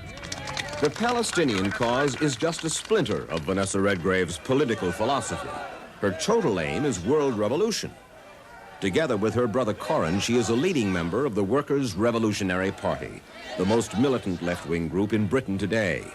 Though it boasts only a few thousand members, the Workers' Revolutionary Party can be counted on to join any demonstration against the establishment. Their party line is based on the teachings of Leon Trotsky. Their object is to bring down world capitalism and give all power to the working class. Just how was Vanessa Redgrave, daughter of an upper-class theatrical family, converted to this extreme political creed? Bernard Levin, columnist for the London Times, has for years dubbed the group Vanessa's Loonies. It began, I think, from goodness of heart. She looked around the world. It's full of cruelty and hunger and oppression. God knows it is. That was no illusion. And she felt pity and sorrow for the toiling masses, for the oppressed, for the poor, etc. And from there, by gradual stages, you get into a position where the only thing standing in the way of the revolution and the triumph of harmony, peace, brotherhood, and love is the wicked capitalists, the Americans particularly, of course. In a sense, curiously, it's a logical progression. Each step does lead to the next. The fact that it's crazy is another matter. With political views like hers, a lesser actress would have immense difficulty getting work from Hollywood. But sheer talent seems to ensure that Vanessa is never short of offers. Well, already this year she's completed 2 films. This one called Yanks for Universal. Do you see no irony in the fact that your films are financed, your salary is paid, I mean your entertainment films, by the very establishment that you would like to bring down? But it's my work that gives them the money. Agreed. Well then. But you never say to yourself in the dark of the night, Vanessa, wait a minute, is there no paradox here? Is there no hypocrisy here? Why should there be hypocrisy? There is. Bro, this is the same shit. This is the same shit that people give Hassan. It's the same shit. They're like, oh, you advocate for socialism and yet you're a millionaire. Socialism means no house. Vanessa Redgrave being an advocate for the oppressed, for those who have been beaten down by capitalism. Oh, doesn't that make her a hypocrite? That she's a fancy-dancy actress in Hollywood who's being financed, whose films are being financed by capitalism? Oh. You are against capitalism and yet you participate. Very interesting. I am very intelligent. Paradox. Yes, the paradox is that all the value in our industry, which in terms of what's written on paper is enormous, billions of dollars and so on through films, taking the box office, etc., etc. But who is it that makes this value? Actors, actresses, writers, directors, wardrobe departments, design departments, camera teams, you know, all the people, all the And the professionals. bankers. No, they don't play any part in it at all. But they do play one part, which is that they control it and they take the value that is made. Well, now wait just a bit. But And then before if it begins, they like risk it, the money. They give a little bit back. No. They risk the money. No, they're not risking their money. No, they're taking our money. It's your money, too. The film for which Vanessa your won the money, Academy too. Award was Julia, the story of a woman dedicated to saving people from Nazi concentration camps. But Julia's director, Fred Zinnemann, found his leading actress's off-screen political performance rather hard to take. She's an addict to this political creed of hers. And it is impossible to break her of it. People have tried, but it's beyond reasoning, as far as I can see. Would you be prepared to work with her again? If she is the best person for the part, I would very strongly feel that she should do it. No matter what her politics? No matter what her politics. It's a great, great pleasure to work with her. As I told you, it's almost like driving a Rolls-Royce. Working with Vanessa Redgrave is like driving a Rolls-Royce? Yes, it's totally effortless. She behaves, she doesn't act, she doesn't project. She just is. And that's a very, very rare thing. I want you to know that you've been better than a good friend to me. You've done something important. Addicted to empathy. You know what this reminds me of? It's like when people say, why do you care so much about this? Why do you care so much about Palestinians? You're not Palestinian. It's like, oh, I'm sorry. I didn't know my empathy was conditional. I didn't know that I had to be part of that specific oppressed group to have empathy for them and to want that situation to change. Oh, I'm sorry. I did not know. I didn't know that I could fight for people. I didn't know that I couldn't fight for people unless I'm part of that group. It's so dumb. That argument is it's so empty to me, and it's one of the dumber ones. It's like people who they're grasping for anything. Okay, they're literally grasping for anything, and they land on, I think it's weird that you care so much when this has nothing to do with you. First of all, that's not true. Okay, if you're an American, this absolutely has to do with you. Okay, we're not separated from this. You know, we're not separated from this just because we don't live over there, just because we don't have family over there. And also, we're human beings, so we are all connected. All right? So like, yeah, this should matter to all of us. So I don't just mean as being part of the country that is the most powerful ally to Israel, that has funded their warmongering for decades, okay, in effort to protect our own warmongering interests. I mean this as someone who's a fucking human being. From a human being to a human being. That's why I care. Okay? Didn't know it was that hard to understand. We can save 500 people. Maybe 1,000 if we can bargain right. Jews? Whatever Jews? Political people. We can only do today what we can do today. And today you did it for us. Watching Julia, I thought that Julia is really you, isn't she? Well, she is and she isn't. She's me because through me, she, or the echo of her, is presented. But she is and she isn't. You would like to think of yourself as selfless and dedicated and caring. I strive to be, certainly, yes. Last July, Vanessa went to Genoa in Italy to join the protest of unemployed workers across Europe. No armchair revolutionary. She shared their food, here given free in the Union of the Railroad Workers canteen. She took time out only to give her film, The Palestinian, what she grandly called its Italian premiere. La rivoluzione palestinese, mostra la strada in avanti per tutti gli oppressi. She speaks Italian. Tutti gli arabi oppressi e tutti i lavoratori oppressi nel mondo.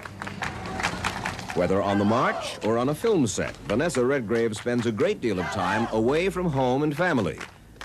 There appears to be no regular man in her life at the moment, but she is the mother of 2 daughters by former husband, film director Tony Richardson, and a son by her relationship with Italian actor Franco Nero. Sorry. I'm sorry, but like the 1970s Catholicism just jumped out. By her relationship. She has another child by her relationship. We asked her older daughter, 15-year-old Natasha, what it's like to have Vanessa Redgrave for a mother. There are times when it's horrendous, when I know that my mother is the most incredible woman. She's a fantastic actress, incredible woman, and when I hear hurtful things about her said, you know, hurtful things about her in the papers or things that I know that people have said, it hurts me because I say, hey, listen, okay, you don't agree with her politics, but just meet the lady. She's not just this political ogre that you think she is. She is an incredible lady. Yes, you take away her politics. Yeah, you take it. I couldn't agree with you more. And then she's a dear. Carlo, is your mom around? And this is not me saying this about Natasha. This is me speaking to her, saying that, like, yeah, people view this as, I hate her because I hate her politics.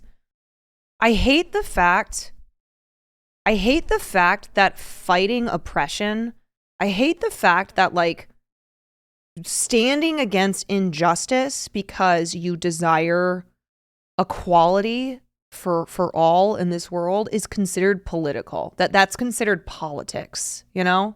It's the way we talk about this now, too. Where it's like, oh, I can't stand your politics, but I like you. It's like, whoa. Huh? You can't stand the fact that my beliefs, that, like, to my core, I believe that we should live in a world where no one is oppressed? What? That's my I understand. I get it. Everything is politics. I get it. But, like, the fact that it's treated, that is treated as like a, I don't know, something that it's an agree to disagree type of thing, where it's like, oh, well, I'll just put your politics aside because I love you, because you're my girl, or you know what I mean? Whatever. It's, I don't know, that is very depressing to me. It's very depressing to me, you know, that it gets treated as that it gets treated in a difference of opinion as if we were debating pizza toppings. Or I'm like, ugh, can't believe you like pineapple on pizza, you nut. But you know what? You're still my homie. Huh? We're talking about people's lives. We're what? Enough for you, honest? I mean, sometimes I see her, but when I see her, I feel quite happy. And when I don't, I mean, I just sit around and play with my soldiers. And how much of the time do you see her? Oh, well, sometimes even a whole night. Roll 69. No. Do you never stop? I mean it. Do you never stop politics? No, I never do. Vanessa, phone us He's sometime. like, Vanessa, girl, is there ever a minute of the day when you stop giving a shit about people? She's like, no, I always care. I always care about people in this world. He's like, but isn't there, come on, isn't there like a time during the day when you go, you know what? I'm putting this aside. I need a little break. Or the take that someone is naively idealistic if they oppose oppressive policies. Yeah, especially when they're young. I hate that we talk about young people that way. Oh, you'll get it when you get older. I was like that too. It's like, oh, you were a good person once and now you're a piece of shit? Is that what you're saying? It's, you know what I fucking hate? I remember a long time ago, some adult taught me the what's the fucking it's like when you're younger you're a Democrat because you have a heart, and when you're older you're a Republican because you have a brain, like because you have a brain, or some shit like that, where the idea that like when you get older you realize, oh, it's idealistic to want those things, but I gotta be real here, okay? I gotta protect myself and my money because I'm being smart. It's like, no, you're being an asshole, okay? You'll become miserable and nihilistic. So it's that. It's like the, oh, you'll grow out of this when you get older, but then it's also the you'll vote Republican or you'll vote fiscally conservative because that's a smart thing to do. It's bullshit. No. It's total bullshit. It's total bullshit. It's nonsense. But there are people who There are people who, as they get older, they do look back on young people and go, you know, I was that way once too. But then you realize that the world is never going to change, and you realize that there's nothing you can do, and it's nice sounding, it's idealistic, but it's naive. And it's like, okay, I don't think every person who advocates for progress thinks it's going to happen overnight. People get it, okay? People understand. The point is that we fight for progress because what's the alternative? We just sit here and go, well, it's not going to happen anyway. Or we sit here and go, well, it's going to take generations. Okay.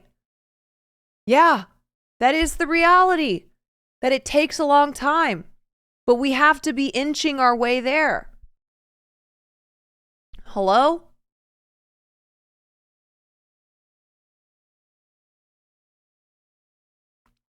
Just sell out. I did.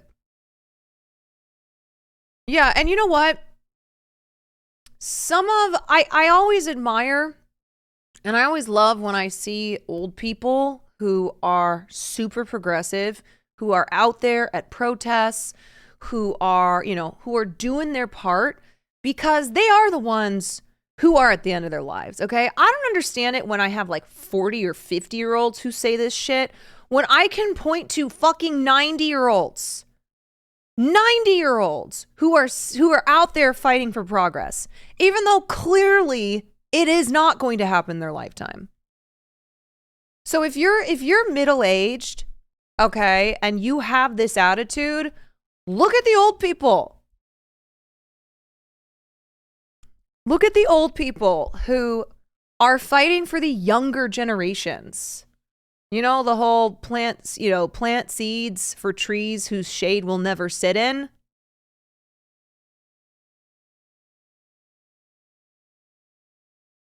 What do I think is the solution?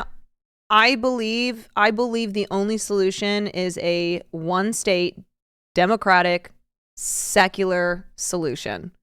So Israelis and Palestinians have equal rights. Palestinians are not treated as second-class citizens. They are allowed the right to return home. They are not segregated and separated. You know? Do I think that that is a solution that will happen easily or happen overnight? No, of course not. But I think, and it's not just Israelis and Palestinians. It's anybody. It's anybody.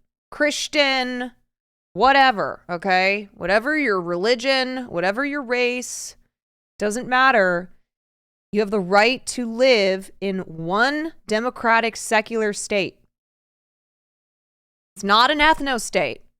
There's not separate laws.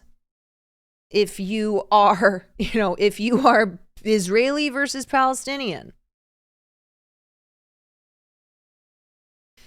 Anyway, let me finish this. Write to us. Tell her. The only way we'll get through this. Vanessa's younger sister, Lynn, lives with her husband, John Clark, in New York and rarely sees Vanessa these days. Lynn is bewildered and rather saddened by her sister's political obsession. When her revolution comes, if it does, if I were in her way, I'm sure she'd walk right over me, much as she might love me. So I probably wouldn't. You do believe that of your sister, really? I believe that of... We're talking about your sister. Yes. I fucking hate that they are interviewing her family members to try and get at that, like, she's a bad mother because of her politics. That's such bullshit, man. But I believe that, yes, I think that's so. I don't suppose it would upset her, I think. But, onwards, brothers, to the final goal. I think that wouldn't surprise me at all. This is Vanessa Redgrave. This is the Workers' Revolutionary Party. We ask every one of you today to put in your vote for Redgrave and for the Workers' Revolutionary Party. For the time being, Vanessa and her revolutionaries limit their activities to running in parliamentary elections, a democratic exercise they would abolish if they ever came to power. Don't want to piss in each other. Get out.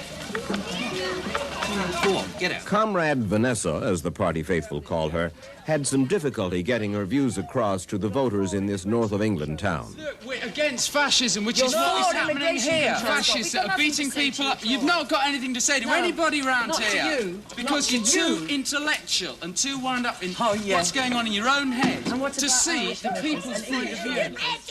Then came the vote counting on election night. George Martin Morton, the Labour candidate, 12,556. Vanessa Redgrave, Workers' Revolutionary Party, 394. So far to the left is she that Vanessa Redgrave believes the British are living in a fascist state and that the Soviet Union and China are reactionary counter-revolutionary.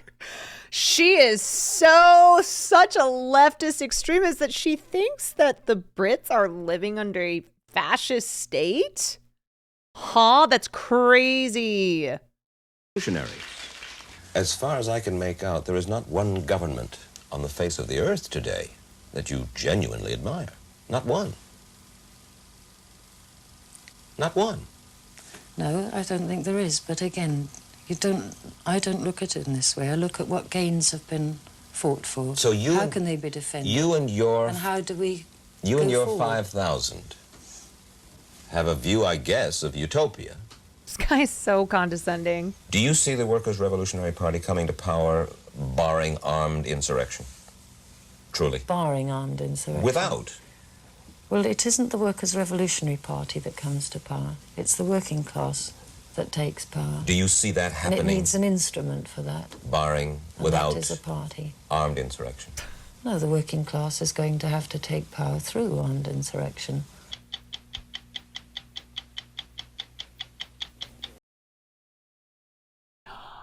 Oh, my baby! Oh,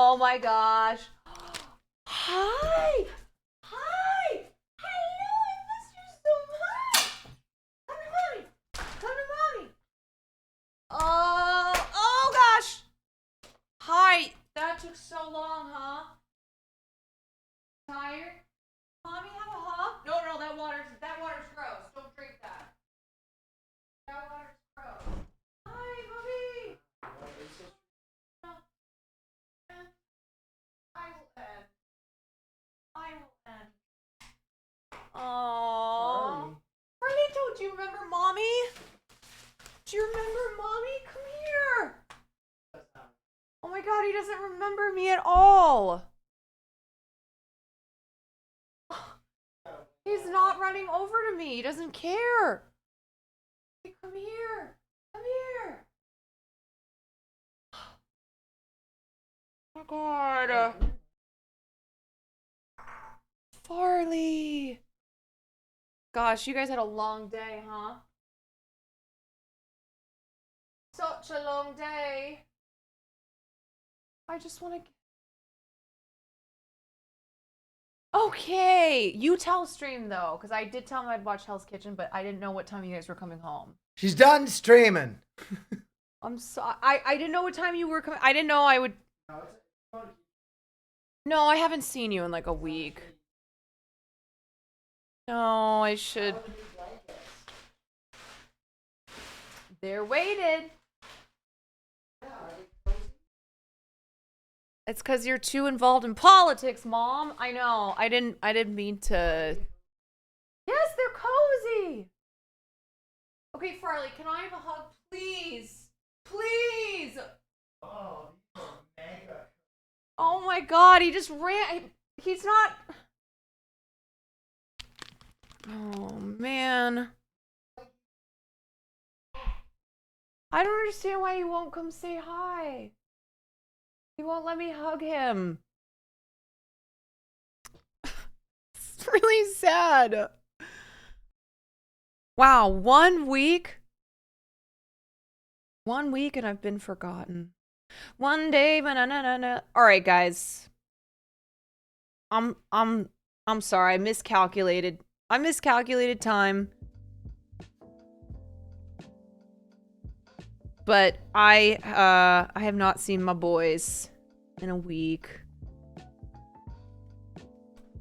So I'm gonna go try to remember. What? Yeah. Got a big salad. That sounds good. Waffle fry? Yeah. Waffle fries? Sounds good. Okay, I'm gonna end, and then I'll come hang out with you. Anyway, y'all. So tomorrow I will be live around my normal time. We will do some news, and then the plan is for Fan to come over so that we can do some schooled studying on stream. So that's supposed to be around. That's supposed to be around 8 o'clock tomorrow night. Who am I gonna send you guys to? I'll send you to Doodleburb. There we go. All right, sorry I cut this a little short, but I'll be back tomorrow. We'll get to the stuff that I did not cover today. We will definitely watch... Tomorrow I'll probably end up doing a pretty long stream because I don't know how long FanFan's going to be here. But we will get to some Hell's Kitchen tomorrow night. Okay? I promise. And just remember. I can't do it anymore. I was going to do baby voice, but I think I'm all out. No, I'm not. And just remember that